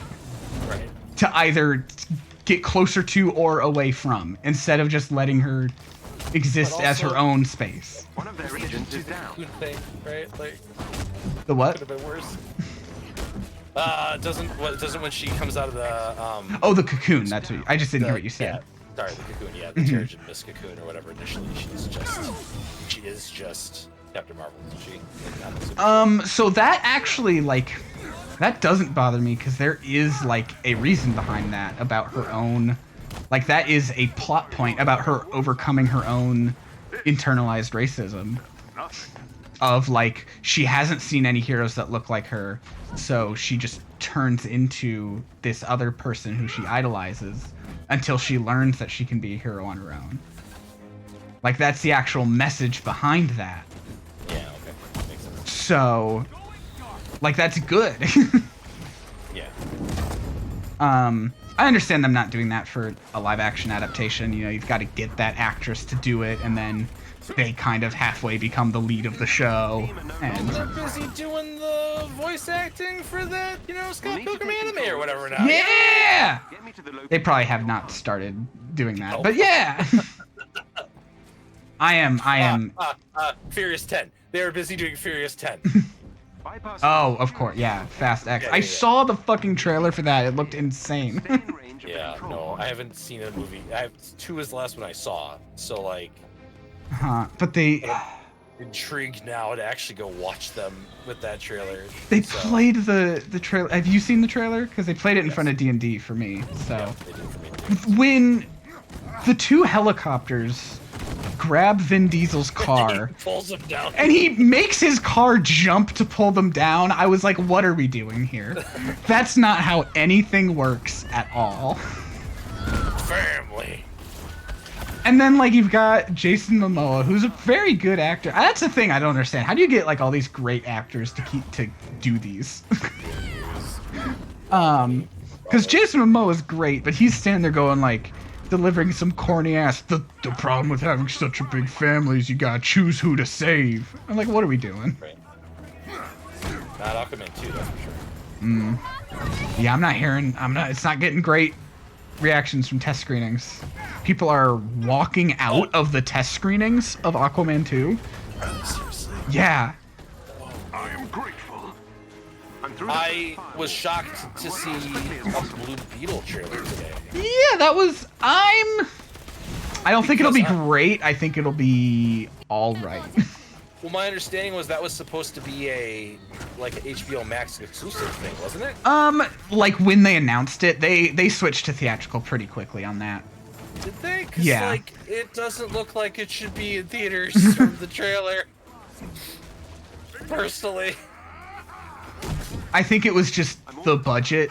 They were like, this costs too much to go straight to streaming. I think that, yeah, probably, because they're just hemorrhaging money right now. Yeah. As they're trying to, like... Well, but that was even before, like, Discovery came in and was, like, fucking shit up.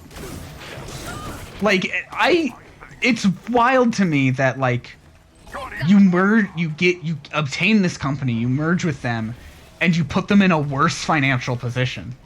Right. That's not how a merger is supposed to work. No. And, like, I just don't, like, I don't know. Like, how bad could the Batwoman movie have been? That's my stance. I'm so pissed off. I really wanted to see that. Yeah, same. Got fucking Brendan Fraser in it. He celebrated his birthday on set. That's it. They were done filming. They only had post-production to do. Yeah. I didn't know Brendan Fraser was that. That really does sound. Yeah, he was the villain. He was gonna beat Firefly.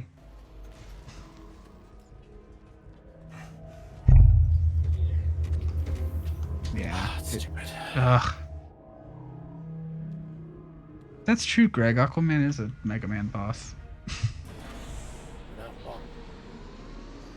I love Brian David Gilbert's Unraveled video about Mega Man. Have you ever seen Unraveled? They're these videos on Polygon that Brian David Gilbert did when he worked there. That are, he'll just go like way too into like some video game topic. Like when he read every book in Skyrim. Oh god.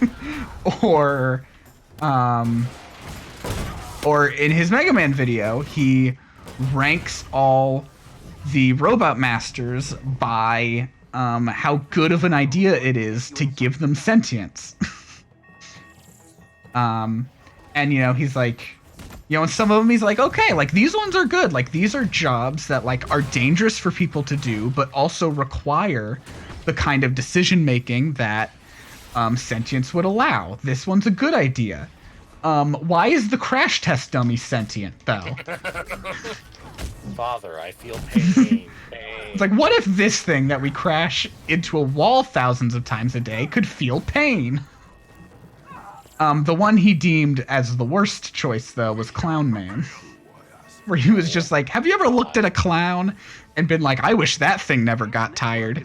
With a multi-point authentication system. I need access to yeah, it's a very good video. I love that series so much. That reminds me, I was supposed to be ranking all the Marvel movies. Oh, right, we were doing that. Captain Marvel, let's see. Where does that one go? AIM will attempt I accidentally pulled my ponytail holder out, so I'm just gonna be standing here for a moment while I fix that. I really like that movie a lot.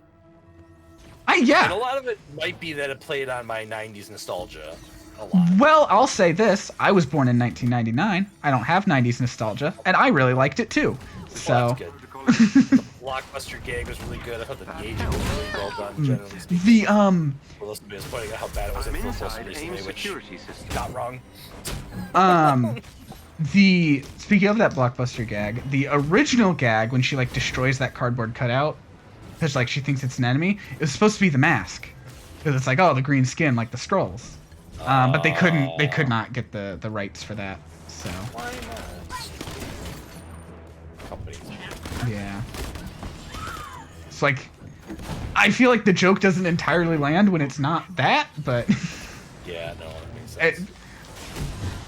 Instead of her thinking it's a Skrull, it's just her being paranoid about anything humanoid near her. Yeah. It's like, okay. Weird. Inside AIM security system. I don't know. All the discourse throughout that movie really is fucking ridiculous. Oh yeah, absolutely.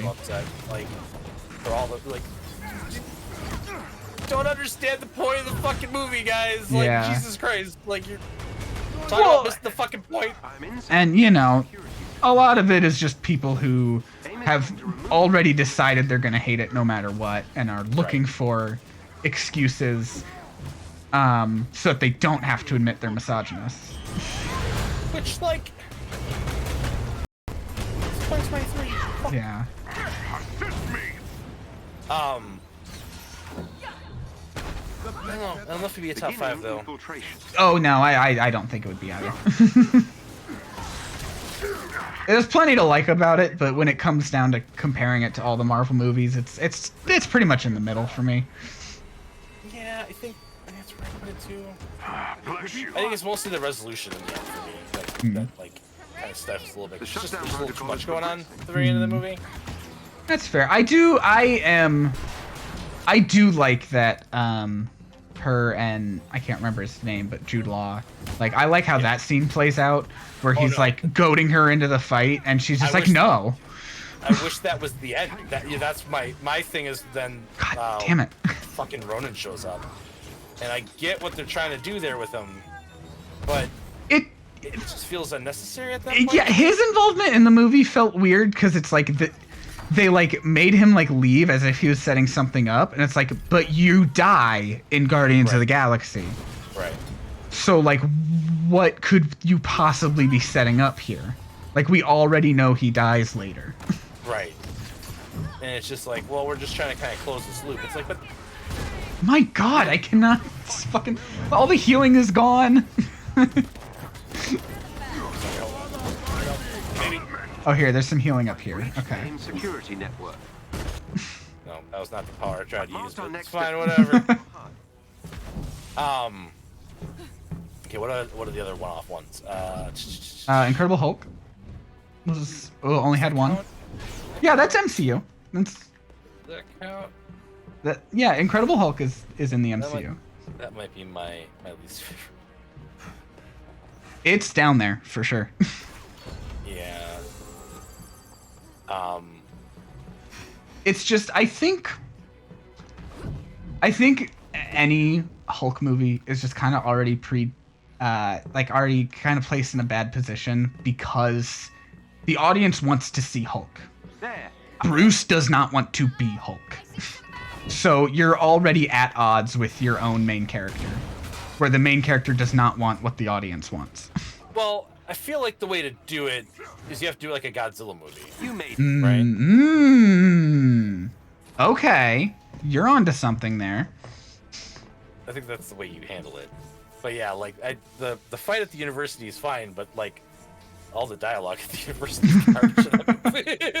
Yeah. I think he did fine with like being Bruce. Like I know. Yeah, Edward Norton. I mean, you know, he's fucking Edward Norton. He's a great actor. You know, acting is not the issue. In fact, actually, I think that's another one where editing comes down to it, because the movie was like really long. There's a lot cut out of it, and like cut out really late too, because like there's a lot of finished deleted scenes. Yeah. Like a whole subplot with Doc Samson that like, you know, never goes anywhere in the final cut. And I think a large part of it is just because like, hey, this is great stuff. This is great content. When you have it all, it's boring. Yeah. And they just had to like pick and choose what actually made it to the movie. The resolution does feel pretty rushed. If I remember, it's been a very long time since I've seen that movie. So. Let's see others that are only one so far. Eternals. Oh, Eternals. The reactor is what are your thoughts on that? I like it a lot. I think a lot of people just don't understand that it was trying to be something different. They wanted it to be like all the other Marvel movies, and it's not. It's about an internal conflict amongst a group. Yeah. And that's the main thing. But people are like, oh, the big like fight, and it's like, but it's not about the big fight. And in fact, I think having Crow in that movie like detracts from that, because it's like, oh well, here's your villain. And it's like the movie didn't need a villain. No. Because that's not what it is. No, I agree. That is the part that I do not have as many like negative, strong feelings about that movie as a lot of people, Yeah, me neither. right? But people are looking at it like, oh, it's a superhero movie, so it's about the heroes versus the villain, and the villain sucks. And it's like, it's not, though. Villain, very bad. The villain didn't need to be there. That's the problem with it. I don't even have a problem with them like having them up into like Act 2, right? But they didn't need to be there in the finale. That should have been just something that was left off or whatever. Yeah. And if you want them to be killed later or something, they just got killed off. Also, I do agree with, like, a lot of people have made points that, like, oh, it could have been a series and given a lot more time to develop these characters. And, like, I don't think it's necessary, but I do think it, like, it would have worked if they went with that. I think that, like, yeah. But at the end of it, it's a really good movie. And it's beautiful to look at. It's very beautiful. Yeah.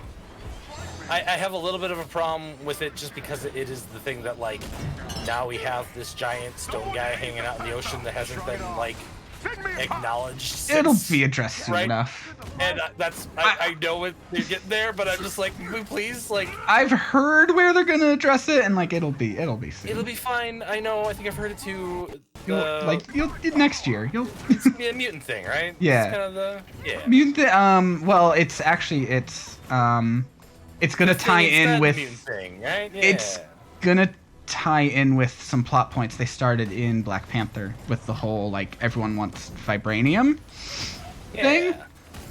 There's gonna be, what I hear is there's gonna be adamantium inside of that. Right. That's what I think too. Yeah. And they're like, okay, well this is like just as good as vibranium, I guess. It's not. No, it's not. But. And what about white vibranium? Let's bring that into the. Anyway. Kamala has fallen. Well, I came in to save you and then immediately got knocked down. No. Yeah, I'm good now. But it was hilarious because the moment you got back up, I was down. Like, I landed to revive you, and the moment I hit the ground. Oh, no. Yeah. Okay, so Eternals would not be my top 5, I don't think, but my frustration there more than anything currently is the fact that, like, because it did so piss poor, there's like little chance they're gonna like follow up and actually like wrap up any of those like plot lines they left kind of hanging there. I think they'll still make an Eternals too. I think so. I think they've been talking about it, like not like openly, but behind closed doors they've been talking about it, and you know, people talk, people find out what goes on back there. Yeah. Okay. Well, that'd be nice if that is true, because I feel like. And I'm sure those characters will still pop up in other things. And yeah, I guess what I would have done if I was Kevin Feige and I had the hat on, right? The baseball cap. Yeah, I would have done like a mini series basically instead of like a normal Marvel series, right? And and of course the other thing too is like that probably was plagued by some of the like COVID stuff too. Yeah. No, actually, Eternals was shot entirely pre-COVID. Right. Okay. But it got delayed. Then, maybe? Yeah, they would have been planning a series then, because Disney Plus launched in 2019. Marvel didn't have any original content to put there until like 2021. Yeah. They wanted Falcon and Winter Soldier to be the first one in 2020. And then COVID hit, and they were finally able to get WandaVision out early 2021. Yeah. Okay. So, what I would have done is I would have done like a mini series, and you spend like, you have like 3 hours. I would have done 3 hours of it basically, and I would have done like in ancient times, seeing each of the Eternals and like giving them more backstory basically, right? To kind of flesh them out as like kind of character profiles, right? Yeah. And, like have that leading up to the release of the movie basically, right? For people that are like really into this stuff, whatever. Ooh, right? Okay. And then that way you could have cut out that piece of the movie and then focused on the I see what you're getting at now. Okay. Right? So you give them a more fleshed out backstory for the people that want that kind of stuff, whatever, right? And then you're able to really focus on the conflict, I feel like, in the actual movie, I think would have been the way I would have done it. But I'm not wearing the cap. Greg points out Shang-Chi's another one that's only one so far. Yeah, Shang-Chi would be to attack. Oh, absolutely. It's such a fucking great just martial arts movie. I think the only thing that does hold it down is that you build up this really fun martial arts movie, and then your final battle is still a CGI fight. It's like the dragons are cool, but like it just kind of detract. But I've like every single like big CGI battle in like the DC side of things, right? I can't think of a single one that was like Wonder Woman. I love that movie generally. Right? But then you get to that final fight, it's like, why is this here? Yeah. This is so bad. Like, the Suicide Squad. That's one that does a good CGI final fight. Right. Because I think they do a really good job of keeping the perspective low. Yes, that is like we're down on the ground with them, and for the most part, not jumping through the air and Amazon scream. Oh, whoa. Well, that's the thing too, because by the end of the movie, all the characters that are still left are the really grounded ones. Yeah, no, 100%. So that's fair. Location or hot. Okay, but yeah, you know, I was able to find one example. So yes, you were. Good job. Oh, I haven't ever seen Aquaman 1 either, so there might be one in there that I'm not aware of. It is like a big CGI battle, but it's it does have that same issue. Oh, good. Okay, what else we got? I'm trying to think like chronologically here too. To help me out at this point. The first Aquaman would have been better if Black Panther didn't come out earlier that year. Because obviously it wasn't on purpose because of how long it takes to make a movie, but they have a pretty similar plot. Oh, really? Yeah. All about like someone trying to take the throne and isn't the family rivalries and shit. What's that? Isn't like the Submariner in that though? Submariner's in Black Panther 2. Oh fuck, who am I thinking of? There wasn't like any like water thing in the first one. No. I was thinking in Aquaman. Oh, in Aquaman. The guy with the like the bowl on his head or whatever. Bowl on his head. Oh, Black Manta. Yeah, Black Manta. Yeah, he is a villain in the movie. Oh, These good. enemies must And he's like the more antagonistic force, but there's also a whole plot about like Aquaman's brother wanting the throne and everything. Aquaman doesn't want it because he just wants to drink beer and have a good time. Yeah, but it's like, if you let your brother have the throne, then, you know, it's gonna do bad things with it. So you have to take it, even though you don't want it. Oh god, talk about terrible movies. I saw the like quote unquote live action Lion King when I was in Boston for vaccines. Because it was like the thing on TV, and I just watched it, and I'm like, why would they? Yeah. Did you? Speaking of live action Disney movies, did you hear today's news? Moana live action. Why? That movie just fucking came out. And you know what? Part of me wants to be like, well, at least, you know, with this one, the voice actors are reprising their roles for the live action. But you know who one of those voice actors fucking is? Dwayne "The Rock" fucking Johnson. So, no, that's actually, I don't care. Like, that doesn't make me happy about it. At least he's not gonna get defeated. Ugh. And you know what? That's one of, like, the original movie. That's one of his few roles where I'm like, yeah, you did a good job here. I like him to walk tall. Like, I mean, that was how many years ago at this point? But fucking... 20 years.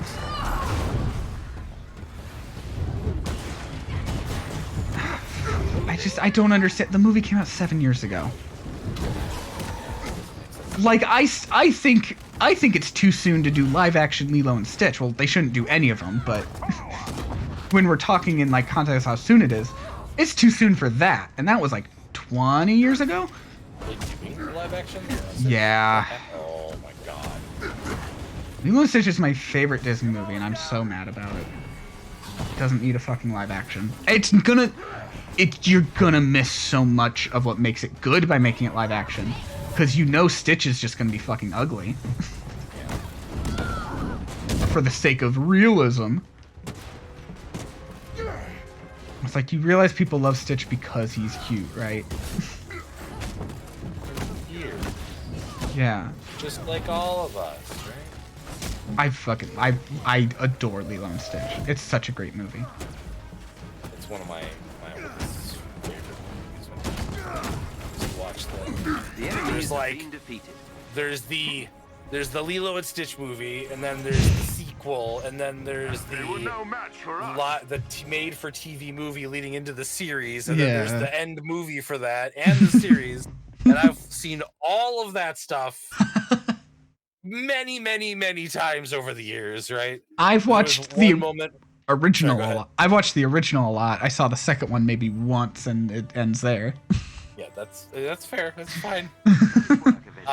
And I was at a point where I was about to like find a way to get him to be able to watch the Japanese version of Lilo and Stitch series, where instead of landing in Hawaii, he lands on an island out of Japan or whatever and meets a small like Japanese girl and does the same basic thing.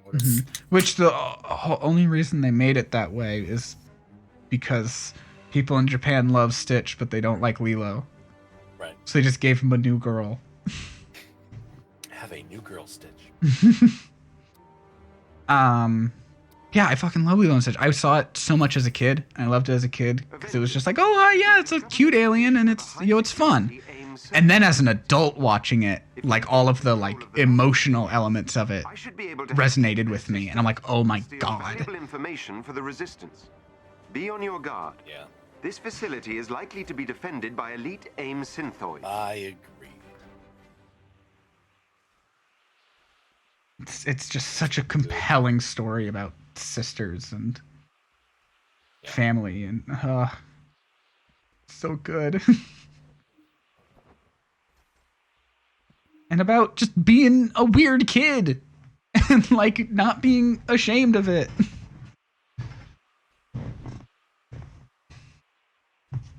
And geez, I wonder why like stories about people not being ashamed to be weird resonate with me.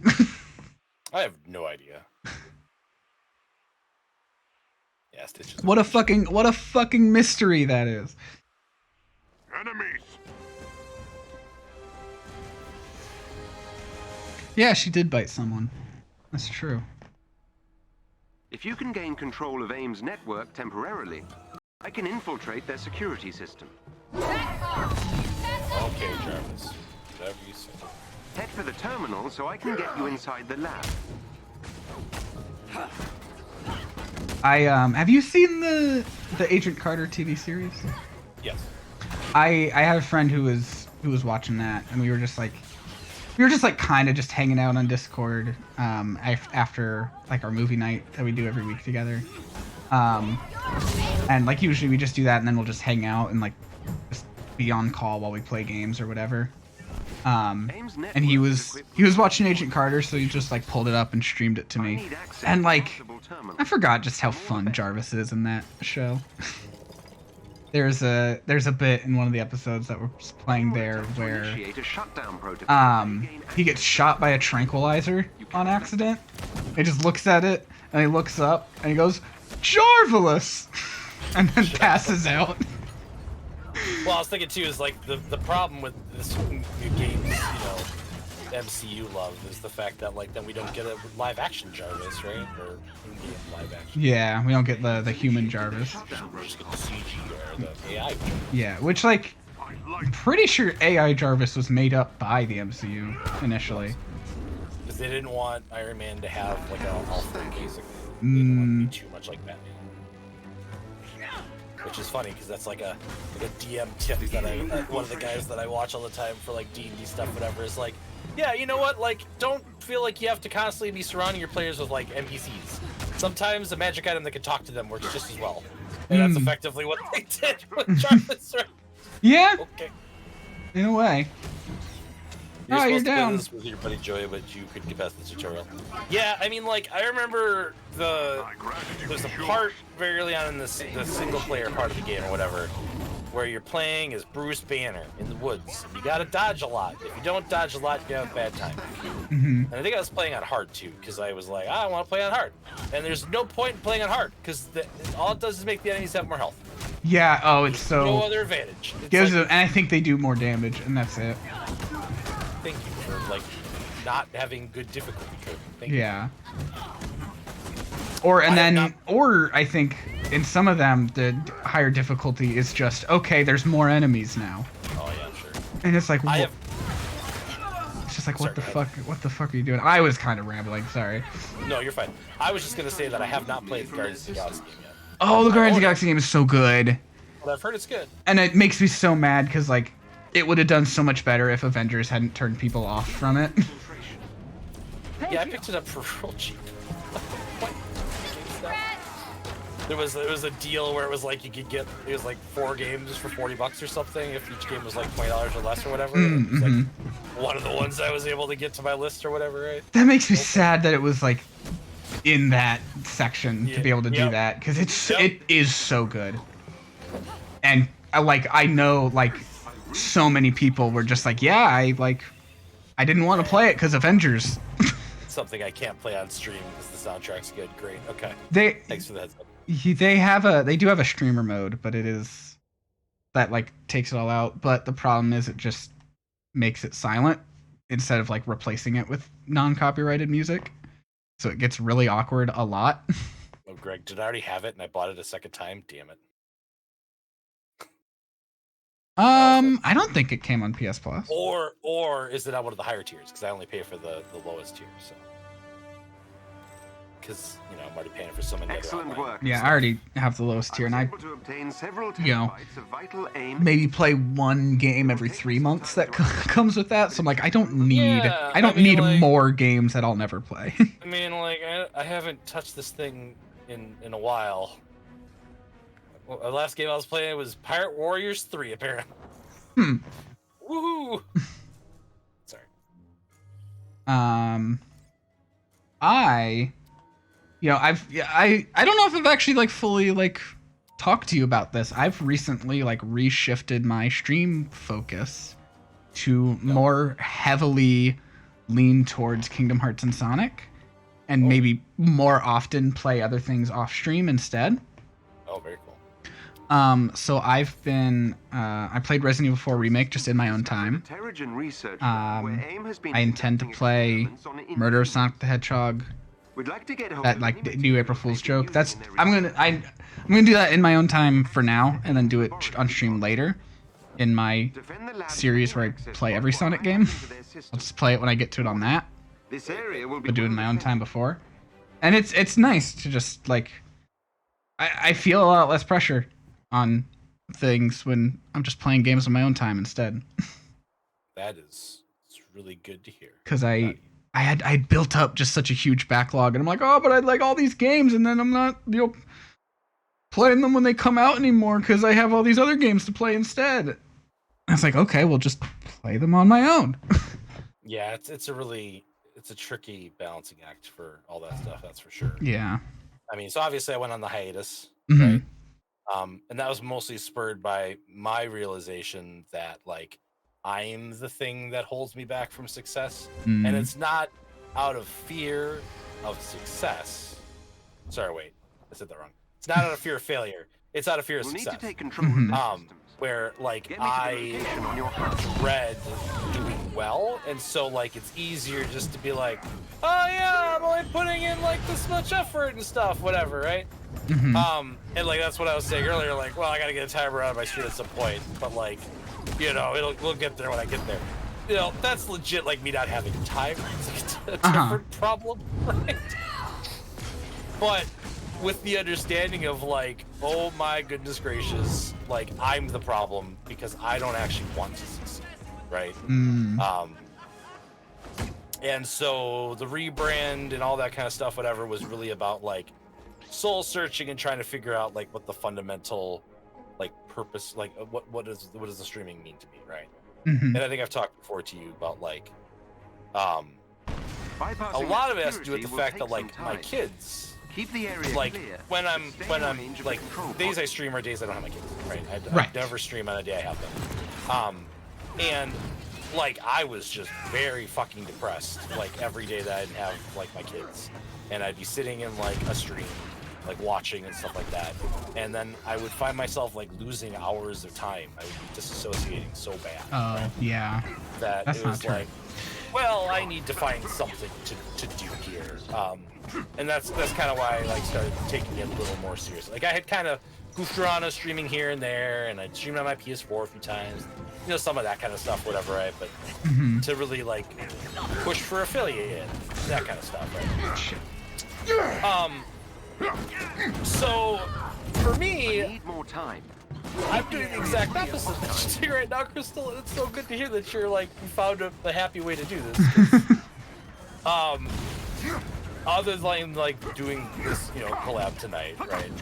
I am focused 100% on chasing metrics right now, right? Yeah. I am spending a ridiculous amount of time looking at charts, plotting stuff out, looking at trending, and you know, it 100% whatever I'm doing that day has to be, you know, at certain levels, and like some days it works out really well and some days it doesn't, and then I gotta pull back the data to figure out what's going on. Like the one that like didn't the other day that I was really surprised did so poorly because generally speaking my viewer base likes watching MMO content. But what I think happened is that I was playing Final Fantasy 14 on patch day, and I was doing patch day content, right? And I think that the majority of the people that like watching that content want to do the patch day content themselves first before they're willing to watch somebody, right? Yeah. And like, I had like 4 viewers or something on my patch day stream. I was like, what the fuck? This is not how I was expecting this to go. Because Final Fantasy 14 was trending. It was in the top 100 on Twitch that day. And you know, obviously on like Google Trends as well, it was doing quite well. So to be like, where's all my viewers? What the fuck is happening? Yeah, I mean, there is also like, it can like hit kind of that horseshoe if you're going like something that's trending too much, and then you're just noise in it. Right. It's like, so it's been an experience since I've been back, right? And like generally it's good seeing growth, it's working, but at the same time it is some sort of disheartening when you're at a quarter of your average viewers on something that like should have worked that day, and it's just not. And it's like, okay, whatever, right? And then I did like a fucking Breath of the Wild stream where I was doing the goddamn frickin' sword dungeons, which are the worst thing in that game. Absolutely the worst thing in the game. Never waste your time with sword dungeons. Okay. It's my professional opinion. But like, and I was just vibing and having a good time and just whatever, right? And it was such a cathartic experience instead, where the one thing I'm trying to do better about is to censor myself less, to think about like what I'm saying less, if that makes sense, right? Just, if some bullshit idea comes to my head, like just letting it flow, right? And if like, you know, I don't know, I put my foot in my mouth or something dumb happens because of it, like, you know, obviously feel, you know, taking care of that after the case, right? But just accepting that like, I'm gonna have gaffes. I'm gonna do things stupid sometimes or whatever, right? But it's worth just being more authentically myself, I guess. I went on a really long rant. I'm sorry. It's okay. No, it's nice, like just hearing like we have different strategies to how we approach this, for sure. You know, I was kind of like being like, hey, if I like just focus more in on like 1 or 2 series, I'm gonna attract more people who want to be here for more of my streams. But it seems to have had the opposite effects for me. But I'm also enjoying it more, so I'm like, whatever. So I don't think I've ever talked to you about this. I'll send my reserve teams. But there was a moment. Thanks. We can use all the help we can get. I came across this very tight-knit community of people who play a very specific game, right? You look at Twitch and it's got like 100 viewers maximum, like ever, basically, right? But those 100 viewers are very faithful to that game, right? Like the only thing they watch on Twitch is that game, right? And I was streaming that game for a while, and it was the wildest thing to like The be Avengers are on their surrounded way. by folks that like are so passionate about their specific game that like I was getting crazy numbers anytime I was the only person streaming that game, right? Mm-hmm. The problem is that game is run by a resistance unit is studio fighting of for like its life near 3 your guys. location. It's an MMO. Updating your HUD. Ah. Let's give him a hint And before we hit that weapons cache. I saw the owner using the social account for that game in one of those people that normally stream that game, Where are the cameras when you need them? and was bad-mouthing a different game that's the same genre Oh. with their official social account. Oh no.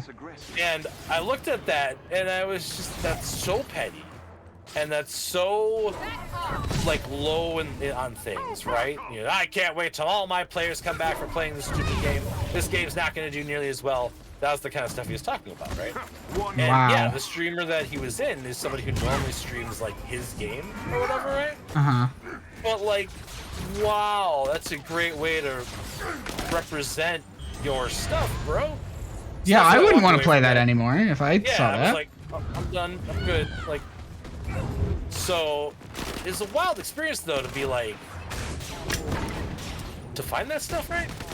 Yeah. Does that make sense? So it's definitely like, what I'm trying to say here is it's definitely a viable strategy. Like, I think it can definitely find that community basically that, you know, loves Kingdom Hearts, loves, you know, Sonic. Right? There's definitely passionate fans of it. Definitely. Oh my god. I haven't liked the Sonic games since Sonic 3, so like I'm not one of them. Wow. Yeah. Yeah, Have one you of those. played Frontiers? I have not played Frontiers. That's so good. Okay. But well, I don't know if you say you haven't liked since 3, because I like the games so much because of the characters. Right. They're great characters, and even when like the story is bad, the characters are fun to watch in it. Yeah, okay. That's right. And Frontiers' like big thing, you know, I mean, yeah, it's good gameplay, but its big thing that grabs me is the way it's written. It's, you know, these characters are like being explored in a proper way. The story builds on them and like actually allows things to move forward, because a Sonic game has not had like series-wide story development since like Shadow. Like ever since Shadow the Hedgehog, all the games have just been their own stories that, well, maybe there's a reference here and there, but it's not like, oh hey, this thing, pay attention to it because like another game is going to build on it. They haven't done that, and Frontiers like comes back to doing that, not only like grabbing previous things and being like, hey, this is a plot point now, we're gonna make it be a plot point now from what happened before, but also to end it in a way that like, hey, you can look forward to the next game and be curious about what this means going forward. Interesting.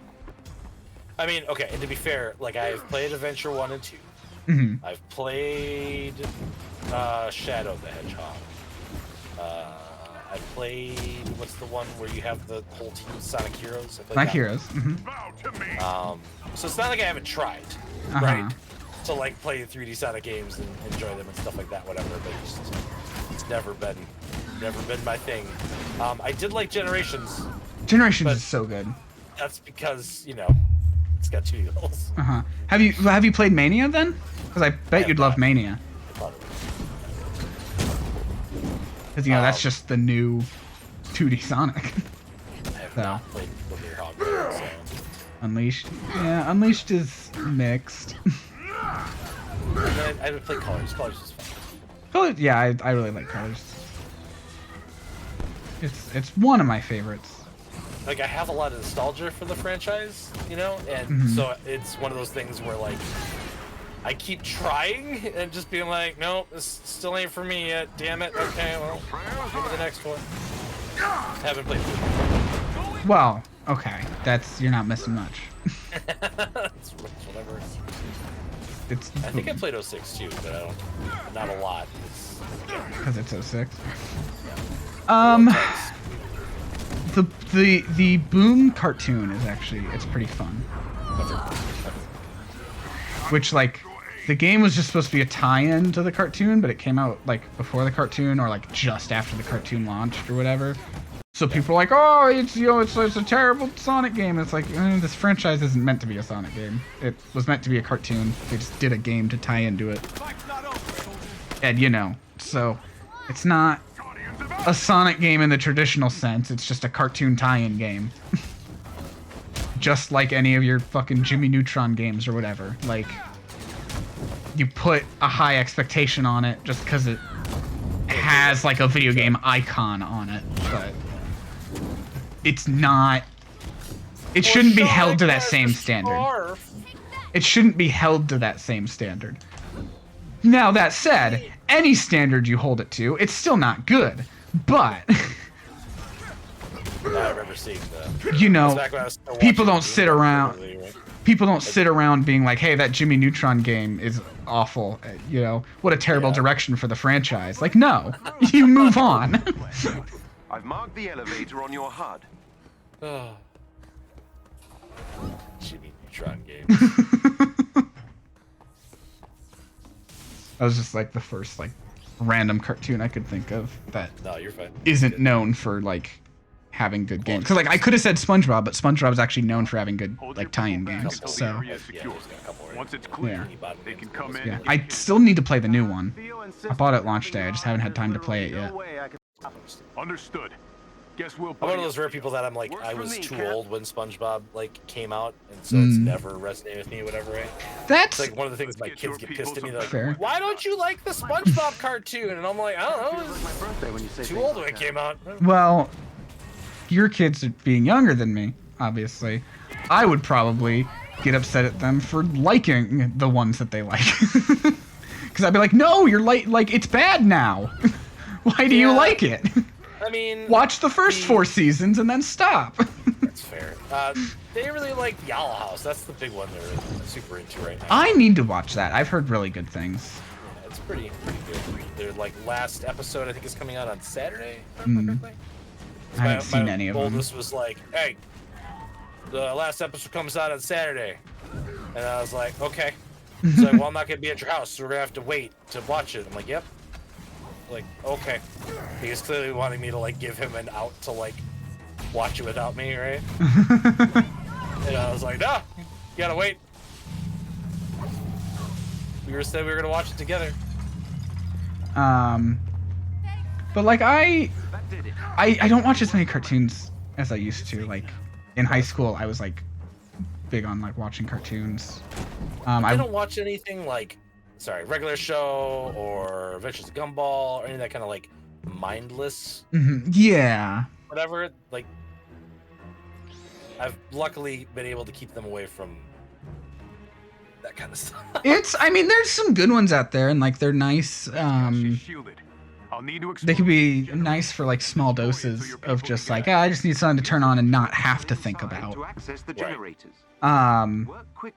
But like, they're not gonna be in the realm of like, plot building that something like Steven Universe has. I love Steven Universe. I've wanted to watch Adventure Time. I just have not gotten around to it, and there's so much of it that it's like, there's a lot. Because it's like 10 seasons, and then also those like specials that just came out on HBO. And it's like, oh, that's a lot. Once I start that's a commitment. I have not watched all of it, but I know the big threads and stuff and everything, right? It's time. But like I was more into watching cartoons in high school than I am now, and I not out of lack of interest, just I'm watching so much other stuff, and I was really into Star vs. the Forces of Evil until a certain point that just completely turned me off from it out of frustration. But the cache is open. Now I've talked about that multiple times on stream, actually, I think. You're into what now? Sorry. There was a show called Star vs. the Forces of Evil that I really liked when it was on until a certain point. That like just really frustrated me. I've talked about that a few times. That was it upset me on a very personal level, with just the way they handled a certain plot, or not even handled a plot, handled a theory. And I know there was no ill intention, but it's still. So I can talk about it. There's a character on the show named Marco, who's like the main human, like normal person on the show. It's about like this. It's essentially like a Western take on a magical girl show. Okay. And Marco is like her best friend who she lives with on Earth because she's from another dimension. And it's all just about like what silly adventures she gets into with that, and like learning how to use her magic and whatever. Well, a lot of young trans people looked at Marco and went, "That is a closeted trans girl." I can see so many of my experiences from the closet in them, and I resonate with this character for that. And it became a very popular theory. And like it got the attention of the crew of the show, and they were kind of like, "Hey, we're glad you like the show.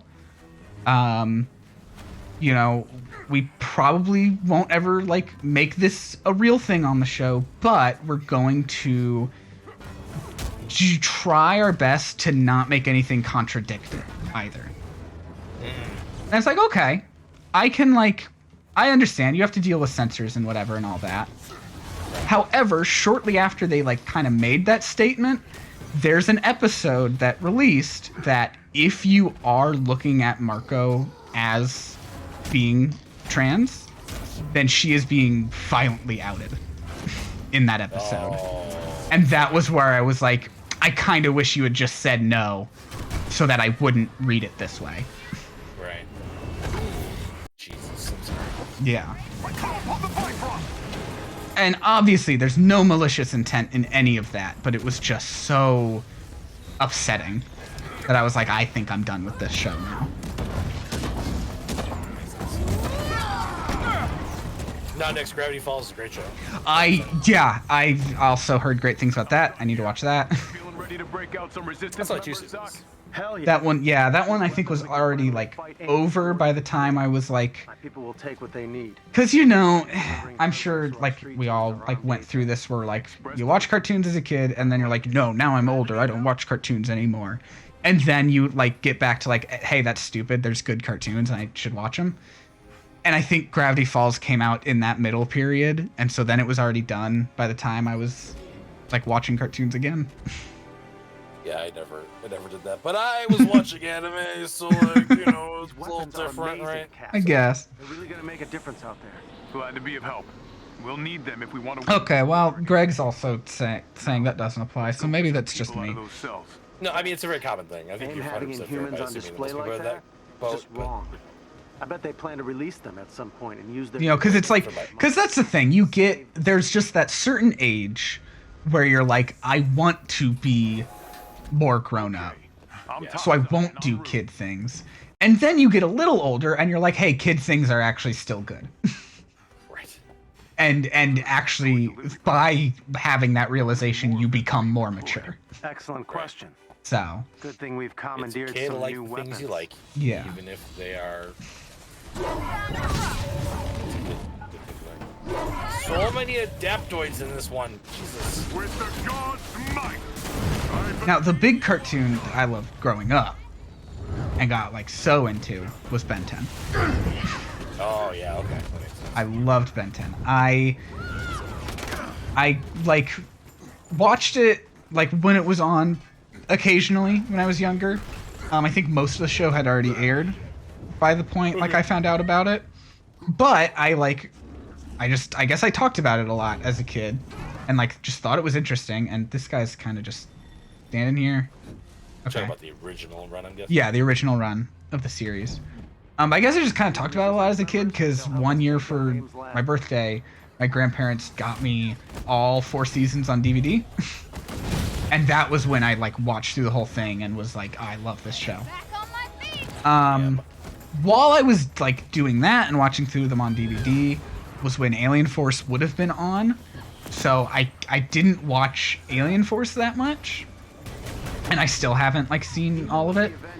But when Ultimate Alien came out, that was when I was like got so into it. Like I put it on the DVR, I watched it all the time. And I didn't understand season breaks and whatever.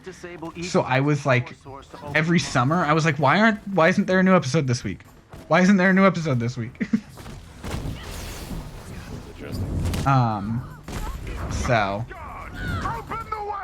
but like I was so into it that I had on my iPad, I had the wiki like saved as its own icon.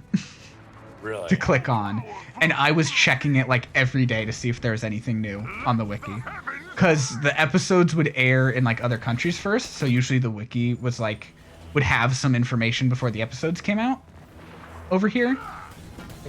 And I wanted like wanted to be like, oh, is there gonna be a new alien like in the next episode? Is which one's gonna get like an ultimate form next? Like I was so into it.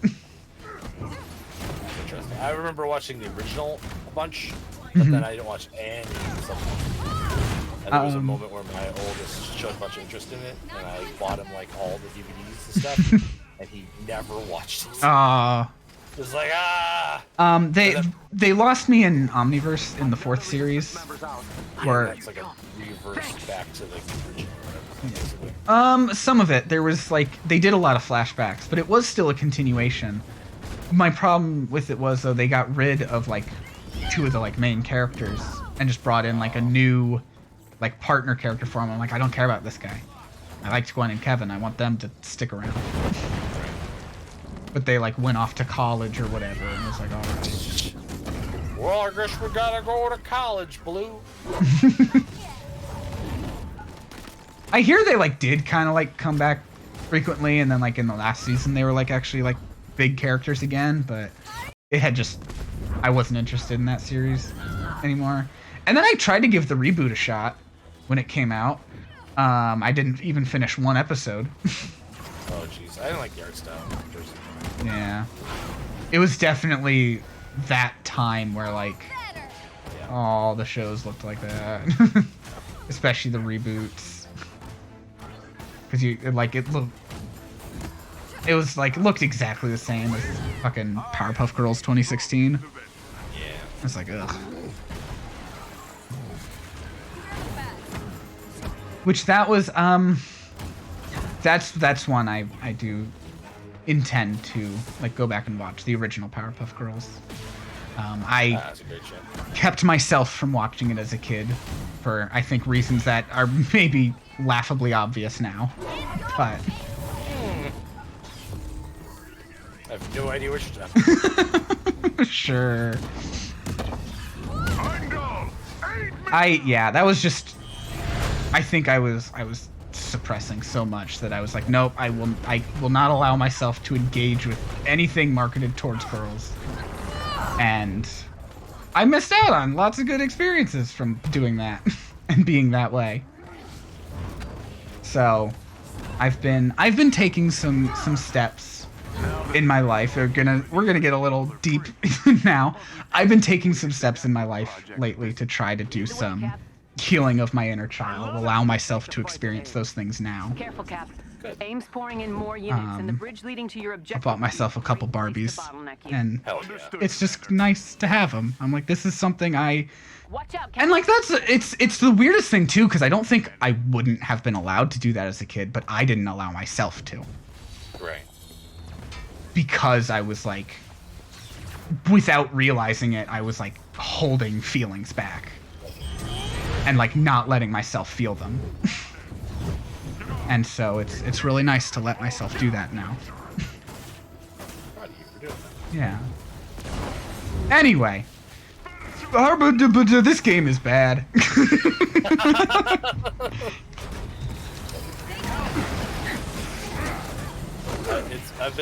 been like so much mindless button pressing. Right?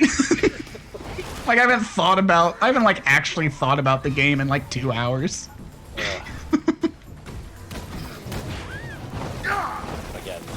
player story, I would still argue, like, if you can pick up the game up for like probably $5 or whatever, I definitely feel like getting through the story at least once to just see where they went with it. Yeah. Worth it. And take the opportunity while you have it, because they're not going to sell it anymore starting in September. I didn't play the Wakanda one at all, so I can't speak to that one. But I thought like the Kate Bishop one and the Hank one were fine. The Hank? You just call Clint Hank? I think I was thinking of Beast for some reason. I don't know. I mean, I was talking about Beast earlier with. I know. I think I was thinking of Toes. Oh, of course. You know, that often distracts me when I think about Hank McCoy's toes. Toes on stream. Yeah. Especially if we're talking about the newer X-Men. God, he's got those grippers out in those movies. Oh shit. First Class and Days of Future Past are good. Yeah, they did my boy Apocalypse dirty though. Apocalypse, I would not say as a whole is a good movie. There's lots of moments in it that I love, though. That's fair. Is this guy just stuck there? Yeah. Okay. Right. Do you see this guy over here? Hit him with a camera. Get him out of there. I'm not even sure if I'm doing damage. Oh no, I think this is doing chip damage, maybe. Oh my god. Such. No, it's not. It's not. This isn't moved at all. You may have to restart the checkpoint because this guy's just fucking stuck there.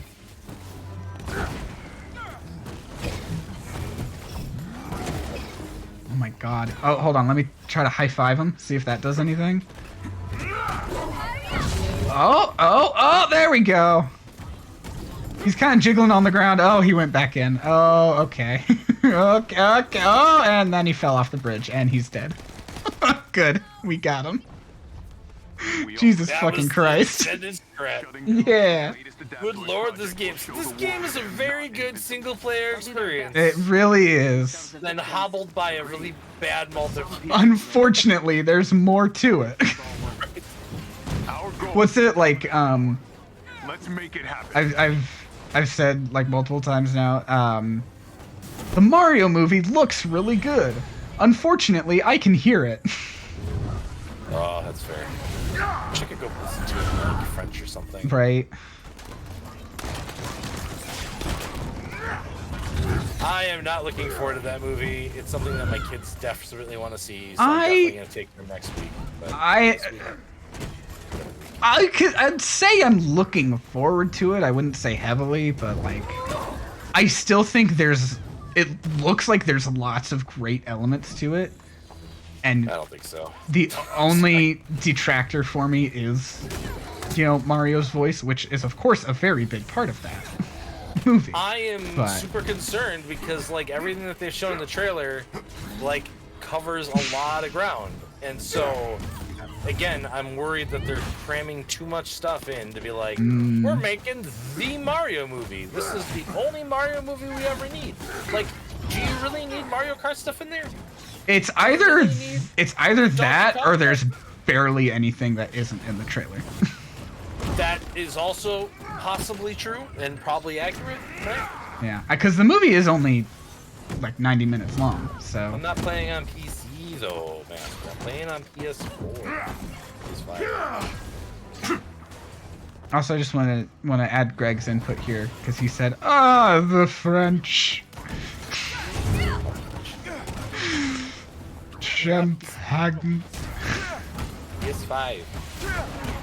I had to go buy a 25-foot HDMI cable to make this collab happen tonight. Which I don't think I mentioned to you. No, you did not. What's going on? So my office is in my closet in my bedroom, and then I have a TV with all my consoles next to it in my bedroom with like a nice little play area, right? And so I didn't want to have to unhook the PS5. I don't have like a TV and move it in here. So the easiest solution was just to run a 25-foot cable from the capture card to the PS5.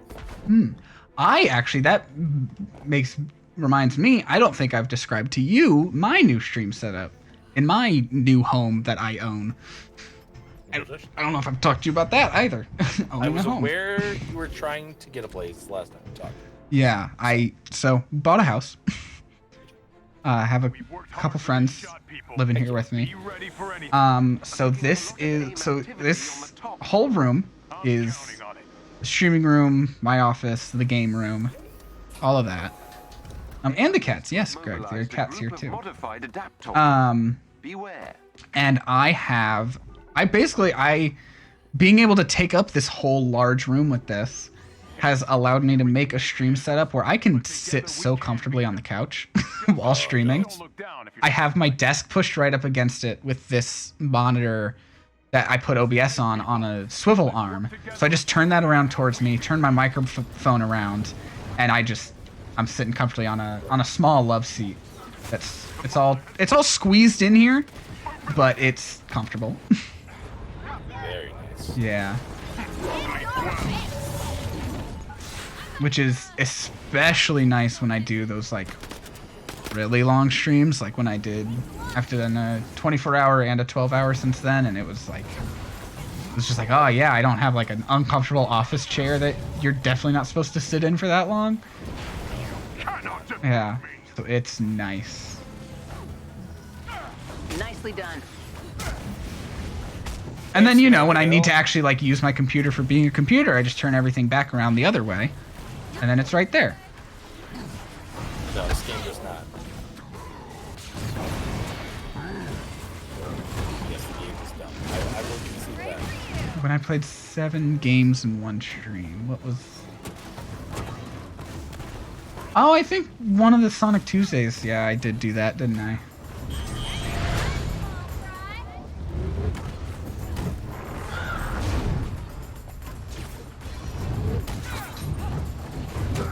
Kind of remembering the timing for the dodges, but... So, and then at the same time, because with my old setup, I could only ever have like one console setup at a time. I was like, okay, if I want to change the console, it's a whole process. And here I just have to move the HDMI to the other console. And they're all plugged in. Nice. Yeah. So that's the one thing that's really cool about this 25-foot cable is though that like, as long as the controller is wireless, I don't have to move anything. Yeah, I can deal with wired controllers in here because it just stretches across the room. It's pretty small, like that direction. Yeah. So it doesn't like getting a wire across the room for like the GameCube controller plugged into the Wii. It still has some slack in it when it's all the way across the room. So. Chad, I need a wave bird so I can play GameCube. We did it. We got lucky. No. We worked together. We got the job done. Animated cap. Damn right. Just AIM wants the world to believe. He's wearing your suit for that cutscene. Nice, because he's wearing the suit I put on him in mine. And it looks like it's kind of not meshing entirely correctly for the cutscene. Like right under his chest, there's like bits that are like sticking weirdly. We need to do everything we can to spread the word and let folks know they're not alone. At least it's not as bad as what his pre-order bonus looked like. Yeah, I like to believe that's still because you remember how that was happening in cutscenes at first. Yeah. Yeah. Oh yeah, now they're sticking out weird again. A good suit though. Which like it's weird that he was a pre-order thing, and then like in the plot you're not supposed to know if he's alive for a really long time. Yeah. Like. Yeah, it's like, hey, here's a pre-ordered skin for him that, like, actually you don't have an ability to equip yet. And then he's dead. It's like, oh, okay, yeah, sure. Well, so the skin you gave me, I'll never use it then, right? Persistence and patience. But I know we can do it forever. Right. All of you. Shield's always ready to help give AIM a bloody nose, Cap. I'm proud of you too, Cap. Freeing my people would have been enough. But getting those cutting-edge AIM weapons was the icing on the cake. You got an HDMI hub, so you just keep them all plugged in. See, that would be nice.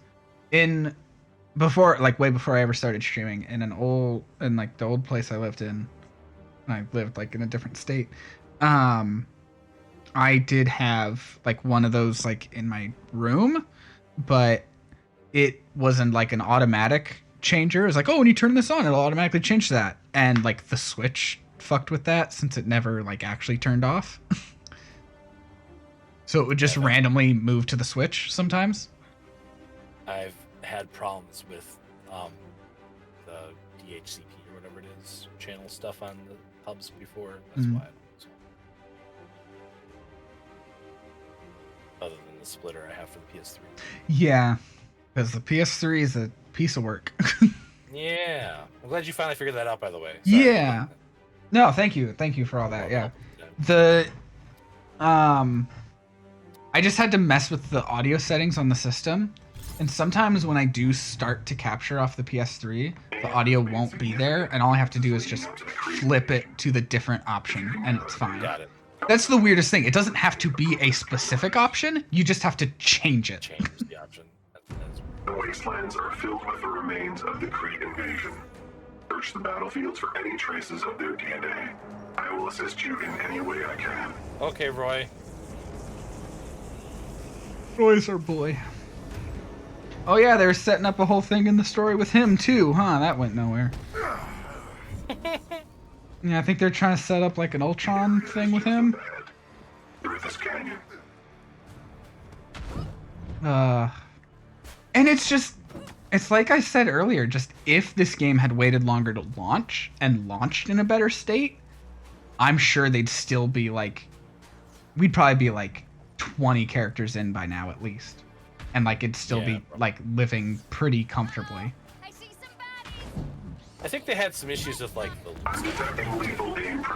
their treadmill was problematic if I remember. Yeah. Generally I agree. It's like that's the thing about like a live service game is you need to have a reason to be able to log in and grind every day. Right. Like I remember when I was playing like Destiny 2 when it first dropped, right? That was a problem. Which is so frustrating to me because like they had perfected it in the first game and then unlearned all the things they learned from the first game in Destiny 2. Did they like change developers or something?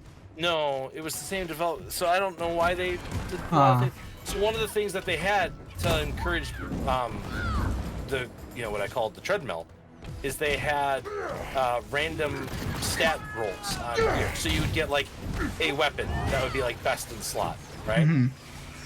But it might not be the highest stats for that particular piece of gear, right? Oh, okay. And so like you would have incentive to keep grinding for that gun because you want the one that had the maximum amount of stats or whatever it can give you, basically. What is going on with this guy? So if you're like a casual kind of player or whatever, right?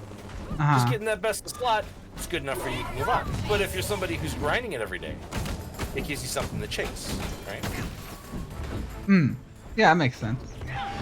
Greg had a question about the game. He said, who is Roy? Roy is a robot who...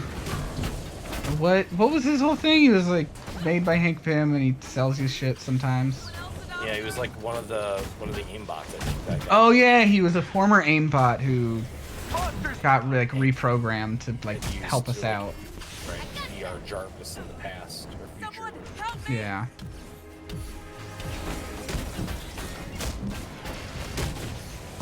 Die.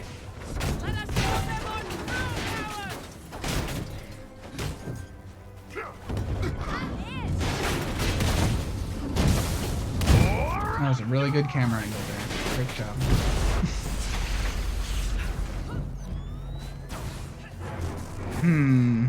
Yeah, that doesn't inspire confidence. Oh! Okay. Your defeat was inevitable. Cool. I'm detecting more just doing Thor things, don't worry about it. Avengers. Well, that's why I thought it was ridiculous that they added another Thor, is because theoretically you could have two people pinned by hammers now, right? Well, you could still have 4 anyway because they removed the limit on multiples of the same character. That's true. Yeah, so that was another weird thing about the launch, was that when it came out, they were like, when you're playing online, you cannot have 2 people play the same character, which I guess was just trying to be like a plot thing, trying to like keep it like story compliant or whatever. Yeah. But there was like not enough people playing, of course. So like matchmaking was impossible because it'd be like, well, no, someone's already Thor in this one, so you can't be in that one. And they made it an event where they were like, hey, there's like weird things are happening with time. So now like, shift event or whatever. yeah, you can have like 3 Hulks, and it's like, all right. But it was just an event, so they got rid of that. And people are like, hey, could we just have that back so that matchmaking's better? And they're like, okay, this is a permanent feature now. I remember the event. I never heard the resignation part. Okay, Oh. fine. I guess you can matchmake as a treat. Yeah, because we played the event together when it happened. It was a big deal. It was. To be able to finally not have to worry about playing 2 Thors. Yeah.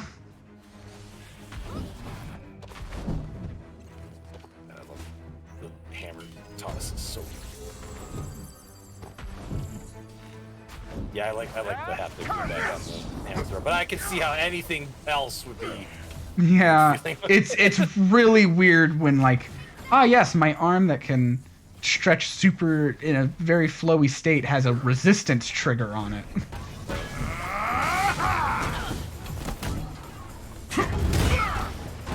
Yeah, I can imagine having that on, like feeling good on throwing something or a character that has a gun. Yeah, that's heavy. Yeah.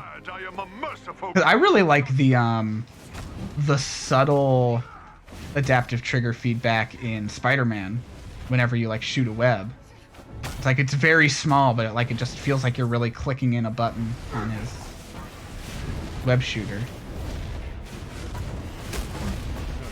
It's been a while since I played this. Or like, you know, any game that has a gun, just being able to like actually like feel like I'm pulling a trigger.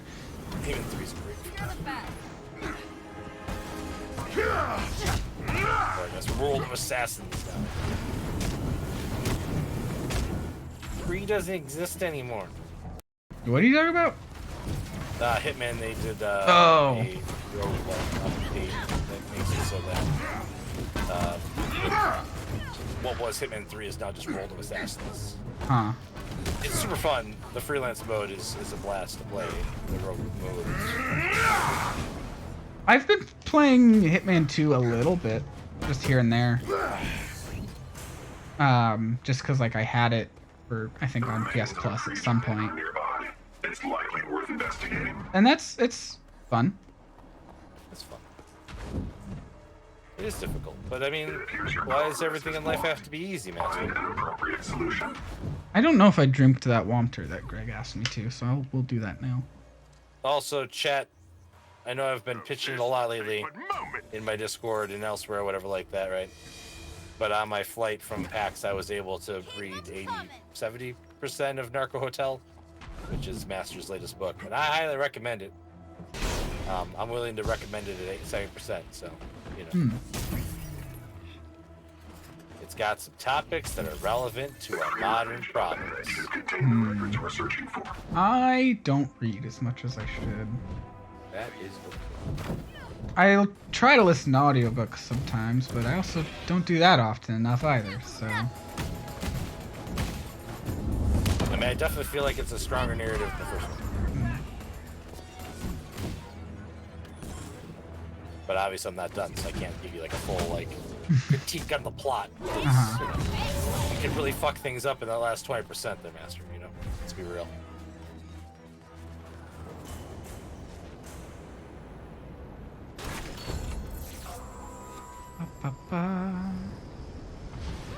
But like, I don't know. I don't think that I'm not one of those people that thinks that like every story has to have like a perfect ending either, right? That makes sense. Sometimes like the journey can be, you know, justify the destination, if that makes sense, right? Be more important than the destination. Comes to book. Okay. Or story. Oh. Actually, Okay. You probably really like the books because they're like superhero kind of tales, actually.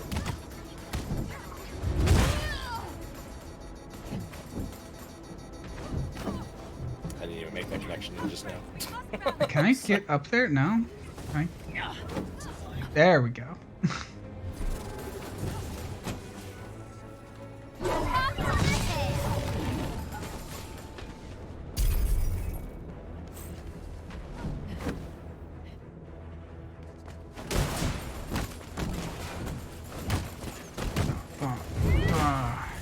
Yeah, I do love superheroes. You are right on that.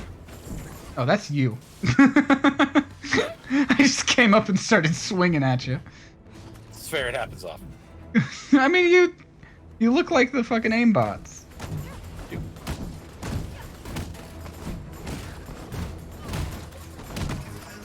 I thought this guy was in the wall, but he just shrunk. Everybody must get skrunk. I've been introducing my roommates to a lot of Germa clips lately. Germa's very fun to watch, especially just out of context.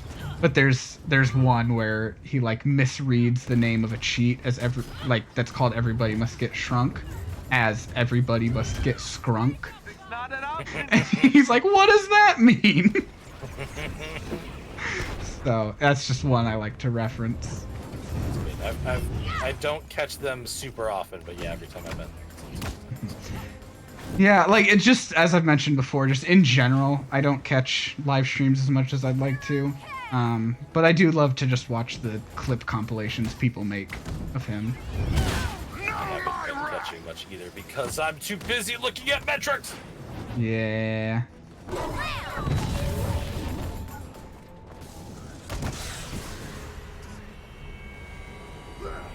I should just write a fucking API call or something like that to get the shit I need.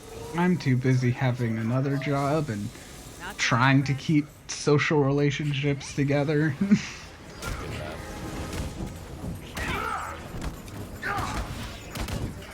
Which is especially hard when most of my friends live nowhere near me. Yeah, well... Group chats are a fucking godsend for that kind of stuff.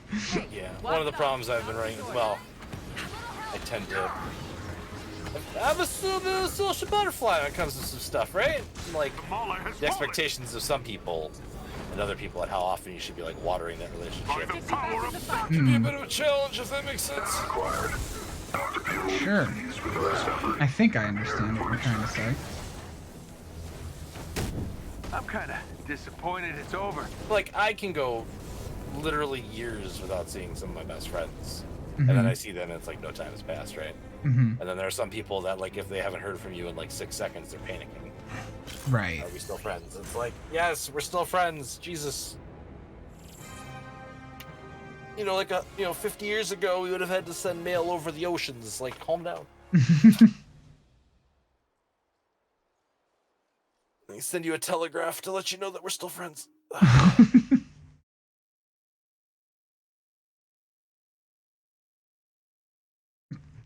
Yes, Greg, I'm sure Nico appreciates all the pats I give him on your behalf. Yeah, where was I with rating all the fucking Marvel? Oh, well, yeah, that was a while ago. Information about the list. I'll transfer the data all to Dr. Marvel. Thank you for your... I mean, I could list them off the top of my head just because. I know you could. That's the type of fucking I'm trying person to I cheat am. a little bit here, though, just to make sure I don't totally lose what I was at. Okay, so I said out of the Iron Man movies, I think 2's my favorite. Incredible Hulk fucking sucks. Thor, Ragnarok's the best. Captain America, probably Winter Soldier. I think I agree with you there. Avengers probably in the top 5. Do like Dark World though. Guardians of the Galaxy is pretty okay. Oh, Doctor Strange. Doctor Strange 2. Doctor Strange, yeah. I think the second one is better for those, personally. I do like the Dormammu fight though a lot because it shows they both have their strengths over each other. Punching things to death, which is nice. I think I like Sam Raimi's stylization a lot on the second one. Yeah. I do think the first one has some stronger writing though. But at the same time, while it may be written better, it's a less interesting story than the second one. So it like balances out in that way.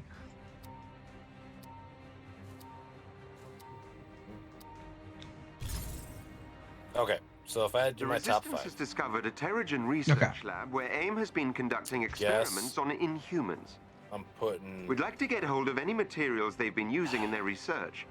But first we must gain access to AIM's laboratory pods. Okay. Defend the lab's main access point while I hack into their system. And I'm gonna put... Warning. This area will be well Spider-Man defended. Far From Home. Okay.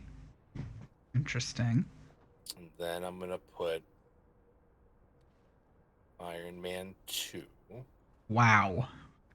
Then the original Avengers. And the original Black Panther, I think. There we go. I have a top 5. We did it. Wow. I will probably change that by tomorrow, in all honesty. It was very arbitrarily created. That you fit Iron Man 2 in there. Wow. I mean, I know you said you liked it. Yeah. But I didn't think you liked it top 5 level. I think you need to put Iron Man in somewhere at the top because they're like the progenitor of the entire thing, right? So we wouldn't have an MCU without Robert Downey Jr. Is this? Get me to the location. And We're we at a space station. And we wouldn't have Sonic without Sonic 1, but they've made better games since then. Like Sonic 2 and Sonic 3. And Sonic CD. I like the second Iron Man better. It did more for the MCU as a whole. And I think that goddamn Justin Hammer just steals the show so much for me. Yes, there's a lot of failed potential in Iron Man 2. Yes, the final fight stuff isn't super great. But the fight on the fucking Grand Prix track is fucking amazing. That is good. That is fun. Bypassing their security. Keep the Iron Man 2 is one of my least favorites. Which is fair. And I've watched it so many times. So it's one of those ones where it's I don't want to sit and watch it. Right? See, that's the funniest thing too. It's one of my least favorites, but I still do want to sit down and watch it because I want to sit down and watch all of them all the time. I do every time there's a new project, I marathon the things that those characters were in before.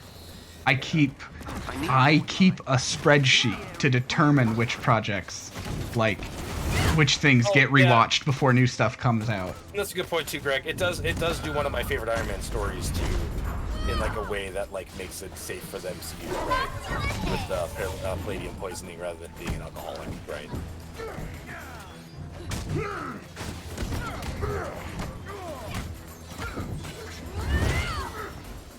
Because I think a drunk Tony Stark. I mean, I think it would have been a bit more compelling if he was actually an alcoholic, but fighting it. I mean, you're not wrong. Because they had that plot kind of going, and then they just the metaphor gets kind of lost when it's not an addiction. Well, and I imagine and it's the thing literally keeping him alive. I imagine some of that's the stuff when you talk about the things that made what's his name not come back as a director of 3. That's some of that shit I'm betting. John Favreau, yeah, John Favreau probably wanted him to be an alcoholic. Yeah, he was not given as much control as he wanted over Iron Man 2. And actually, I saw a pretty good video essay about how his movie Chef might be an allegory for his experiences working on Iron Man 2. Oh, really? Yeah, about answering to a higher boss and finding more happiness when he just left to do his own thing. It's pretty good. It's just about he works in a fancy restaurant and he's the head chef. So it's supposed to be his job to come up with all the recipes and stuff. But then his boss tells him, "No, you got to make it this way because that's what this critic wants." He's "That's not how this is made." And then he leaves and starts his own food truck and is just happier with it. So there was just a video I saw where someone's "Hey, that kind of sounds like what we know of his experiences working on Iron Man 2. And I wonder if that's intentional." Like, I'll be real, you guys are lucky that my top 5 wasn't all the, like, movies that have Spider-Man in it. Well, first you got Far From Home, and then No Way Home, and then Homecoming, and then Civil War, and then Infinity War, because you get to see him say, Mr. Stark. That's so sad. I've decided to flip it. I want Infinity War instead of Endgame on my list. I sobbed at that part the second time I watched it. Not the first time, but the second time. Because I went and saw those movies once, and then I took my kids to see them. Be like, are they gonna be able to handle this? And my favorite one was in Endgame. What did I say to him? I forget exactly. He's like, oh, I can't. The snap in Infinity War was insane, and blah blah blah. And I was like, yeah, just wait till you see the 4 snaps in fucking Endgame. And he's like, what? And I'm like, yeah. And he went and saw. He's like, there was only 2, and I'm like, no. Because there was the time that Thanos thought he was going to snap, and also Thanos snapped to destroy the stones off screen. That's 4. It's like, you suck. I'm like, yep, I love your dad. That's what I'm going to do to you. I still remember my experience watching Endgame for the first time in theaters. I was there, fucking opening weekend. Wasn't opening day, but it was like that Saturday at like the first showing they had. First of all, my grandfather and I had a tradition where we would go see all the Marvel movies together. By the way, me saying had, that's not... He's still around. We just don't do that anymore. And I'm kind of upset about it, but that's personal shit. But... So I lived out of state at the time. I drove 6 hours so that we could go see it together. Like, that's how, like, serious it was. Which, is maybe part of why I'm upset that he fucking said no to go see Black Panther. Anyway. When we, we're sitting down with that, and, like, when Thor chops Thanos' head off at the beginning, the way you could have heard a fucking pin drop in that theater. Yeah. Like, people were like, everyone was just like, well, what the fuck is the movie now? Hill here. We found a facility where AIM is preparing to spin a reactor. See, it's hard because We all know how well that went last time. We have to put a stop to it. Merits. I think it did have to be a snap. I don't know why it had to be a snap, but I think it did. No, they never explain why, but they do say that, like, he had to close his fist to activate the power of any stone.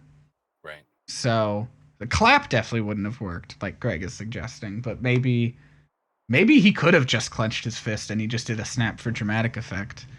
Well, and then the Avengers thought, oh, well, that's how it works, so we have to do that. Well, I think that I interpret it as that when you're using all of the stones, right, you want to minimize the amount of time that you're doing whatever you need to do, right? Mm-hmm. Because just him snapping, like, how fucked up was he after that? Yeah, right? That's fair. So, like, if you had clenched your fist to do that, whatever like that, I don't think you would have survived. I mean, it killed Tony, so... Right. The arc reactor's nearby. Jarvis, are you picking up anything? Locked on and ready, Commander Hill. Good luck out there. Mm-hmm. We never talked about She-Hulk, did we, ever? I don't think we did. No, I liked it. I liked it, too. And I really liked getting confirmation that you're Captain America. Fuck. Yeah. Why? Oh, there we go. Okay, I, like, could not move for a moment. I could move the camera, but Kamala was just locked in place.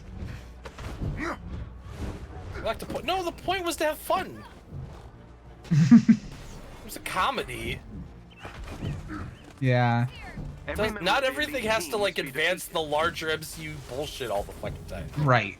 Sometimes you can just have a fun sitcom or a fun courtroom drama thingamajig. No, it's a sitcom. Yeah. Yeah. I really liked the ending. I thought it was great. Yeah, the ending was good. People were like, "Oh, the ending where she just comes in and like changes everything." Like, yeah, that's what she does. Her like main identity is fucking breaking the fourth wall. Of course, she's gonna come in and be like, "Hey."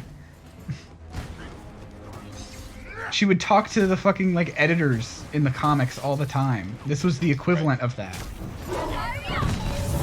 Also, the robot representation of Kevin Feige. Yeah, that was did you hear the fucking story about like when they like pitched that part to him, like what he said? I think so, but it's been a bit. He said, why is the robot wearing a hat? Oh. And it's like, really? That's your question? We just pitched a robot facsimile of you and you want to know why it's wearing a hat? I love that they still like gave his like incorporated a hat shape into the design. Cause that's so fucking fun. Another agent down.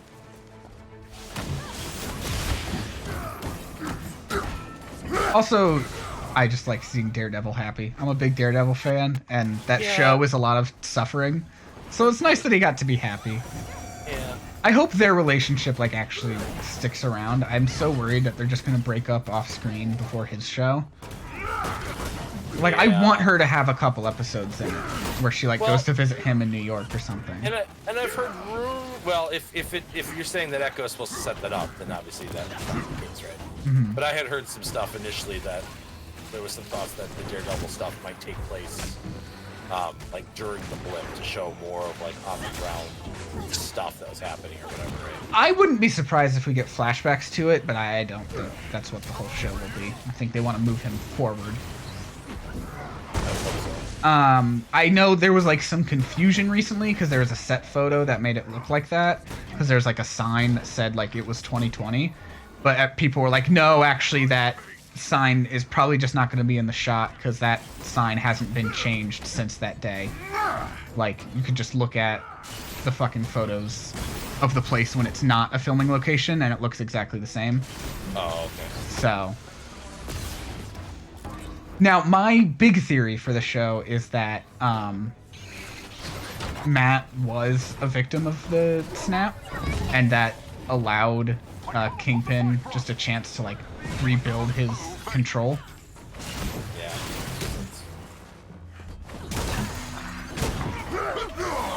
If we are to assume that the Netflix show is still canon, please let it be still canon.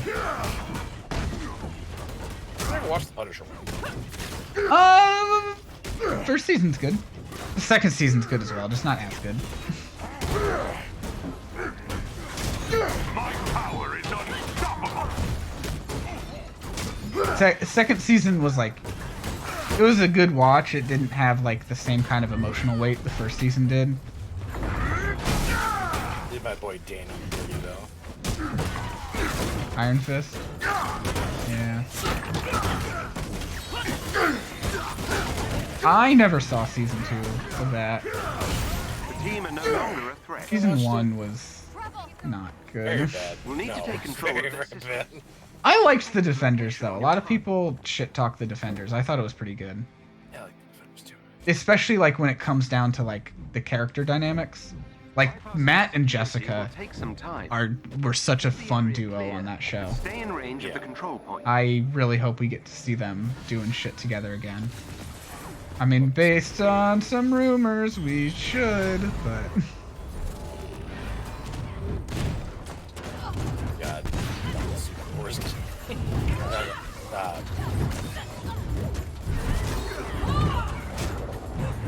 Fucking tired. Ba-ba-ba-ba. Here we go.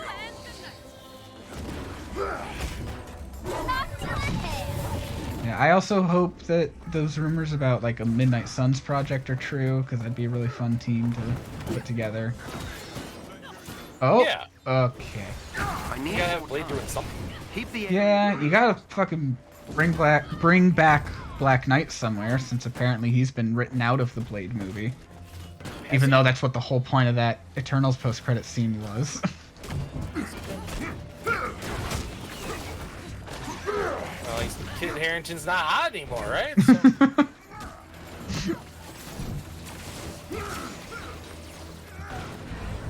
I mean, unless they give him his own project, I wouldn't be mad about like a Black Knight like special. I'm working as Those specials are are nice. I like getting those little short things. Werewolf by Night was good. Guardians Holiday Special was good.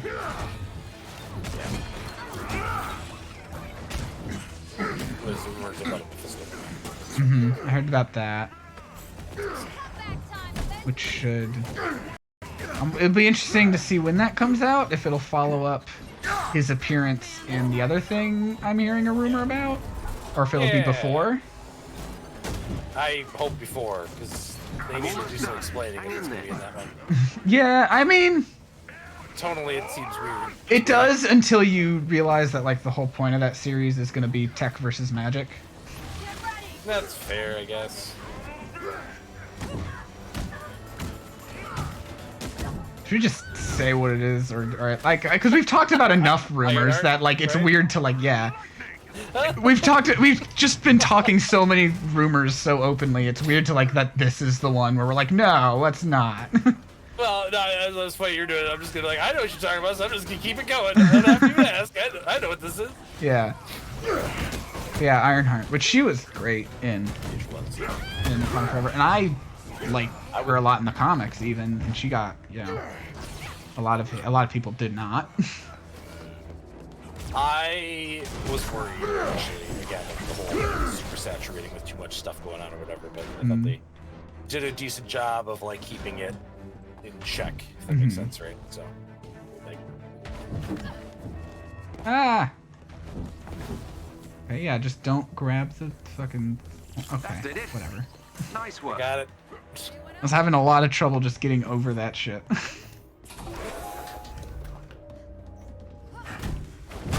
Press the wrong button. Okay. Yeah, I mean, I don't understand why. I enjoyed it for the most part. Like, I have complaints, obviously, right? For Black Panther, Wakanda Forever? No, Quantumania. Sorry. Oh, Quantumania. Master said that it was too saturated. It was their complaint. I don't think it's true. I don't know. It's if you can gain control the one scene that really got under my skin. Infiltrate their security system. Because you're trying to show that King is a big bad guy who's gonna kill everybody in his way and blah blah blah whatever. And somebody comes out of the palace or whatever. What do you want to call it? And he's just mowing down all the extras like it's nothing, right? And then all your name characters show up and nobody even gets hurt. Like, it's a little interesting. Like, I didn't even like think about that when I was watching it. Yeah, and like, authentication system. I don't know how you like balance that, because obviously you don't want the heroes to like, just immediately die to him or whatever, right? Although honestly, like because there was obviously a lot of rumors that like Paul Rudd was gonna die initially, right?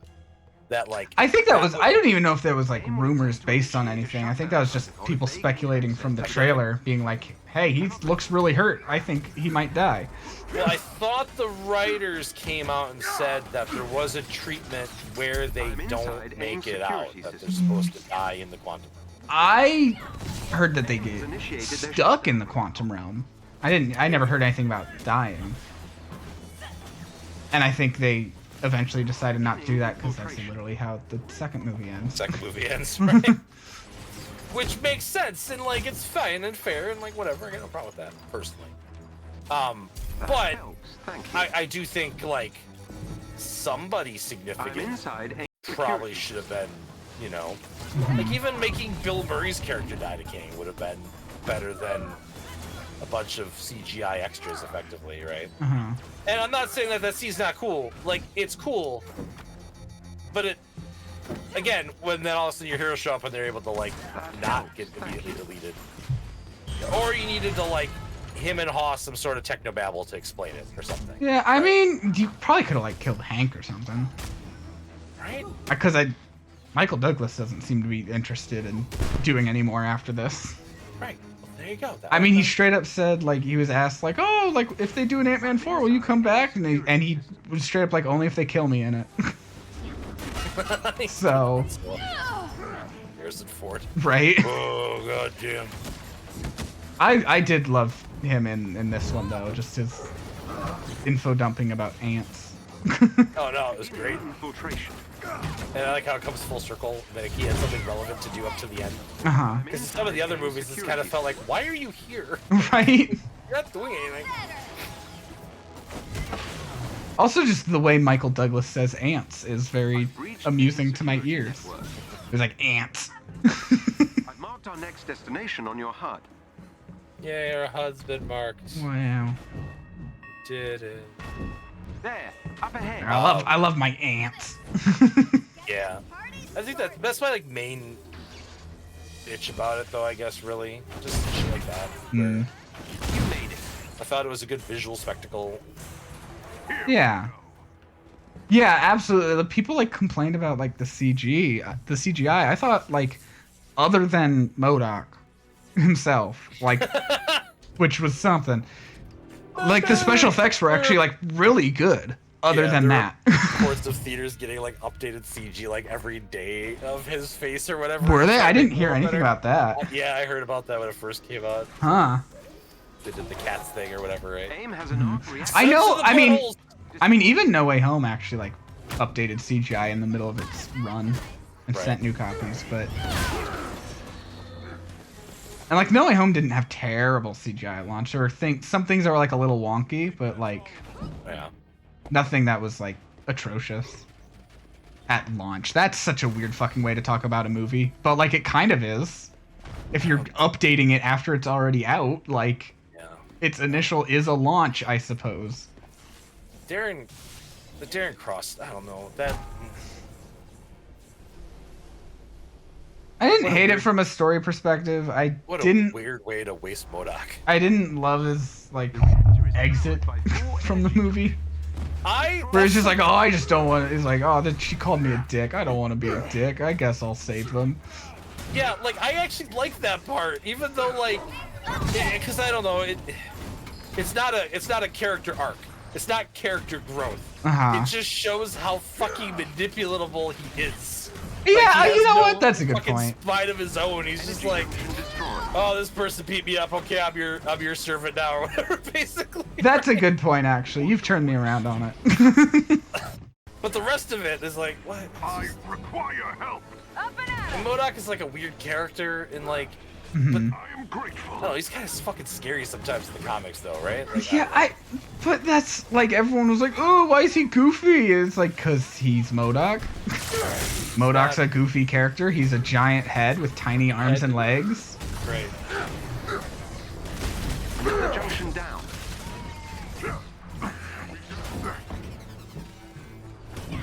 Just don't. I guess that would be the saturation stuff for sure, right? But yeah. Just really not sweet. I mean, actually, like an argument could be made that this game here, like, took MODOK too seriously. Yes. Excellent. Another energy junction is gone.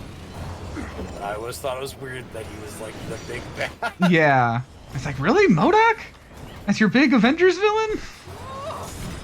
Like, we don't need, like, Thanos or anything, but MODOK? Good work. The arc reactor is powering down. Yeah. And, like, I say that fully loving the story of this game.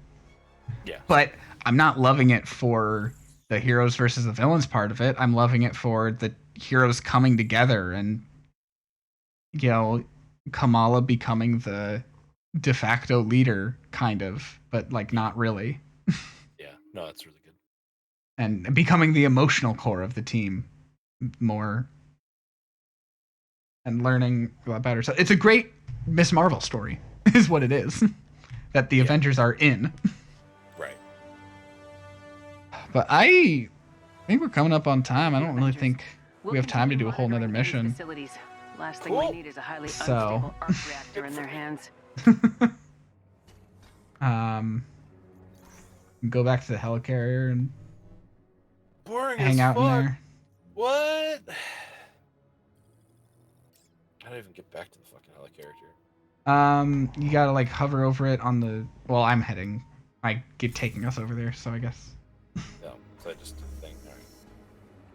Okay. And I'm gonna look for someone we can raid. Traveling to destination. If you'd like to do a double raid, or are you gonna keep going? Oh no. Something else. I'm done. Okay. I know that you are confident. I can find someone for us to double raid. I beg you not to take this the wrong way.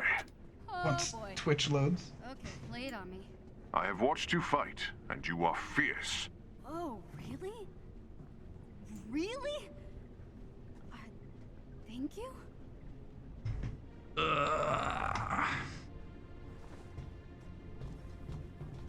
Why did you sound like Hello, little one.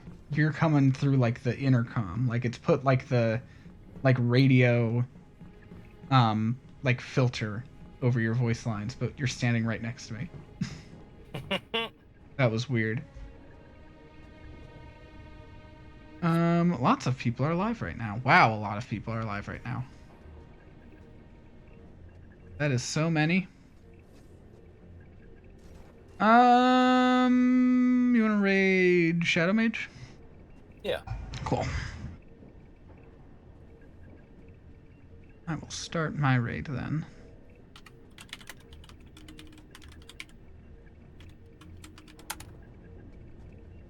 I have started mine as well. All right. Thanks you. everybody for stopping out. I'll be back tomorrow with, I don't know, whatever's trending. Thank you everybody who came by to my stream. I'll also be back tomorrow playing, quote unquote, playing Kingdom Hearts Union Cross. The thing that's only a cutscene viewer. So, look forward to that. Or go to SAR's stream or whatever. You should go to Kristen's stream. Whoa. And SAR, thank you for doing this with me. Oh, right. You know what? I did forget. I almost forgot. The one last thing I wanted to do before we ended this. I can do it before the raid goes out. Uninstall it. Yep. It's time to finally press that delete button on this game. Ah. I reinstalled it just for So satisfying. For like a day. Goodbye. Mine has been here since the beginning, and now it's over. No, Greg, you've missed your chance. It's done. All right, I'm gonna send the raid out now. Goodbye. Bye.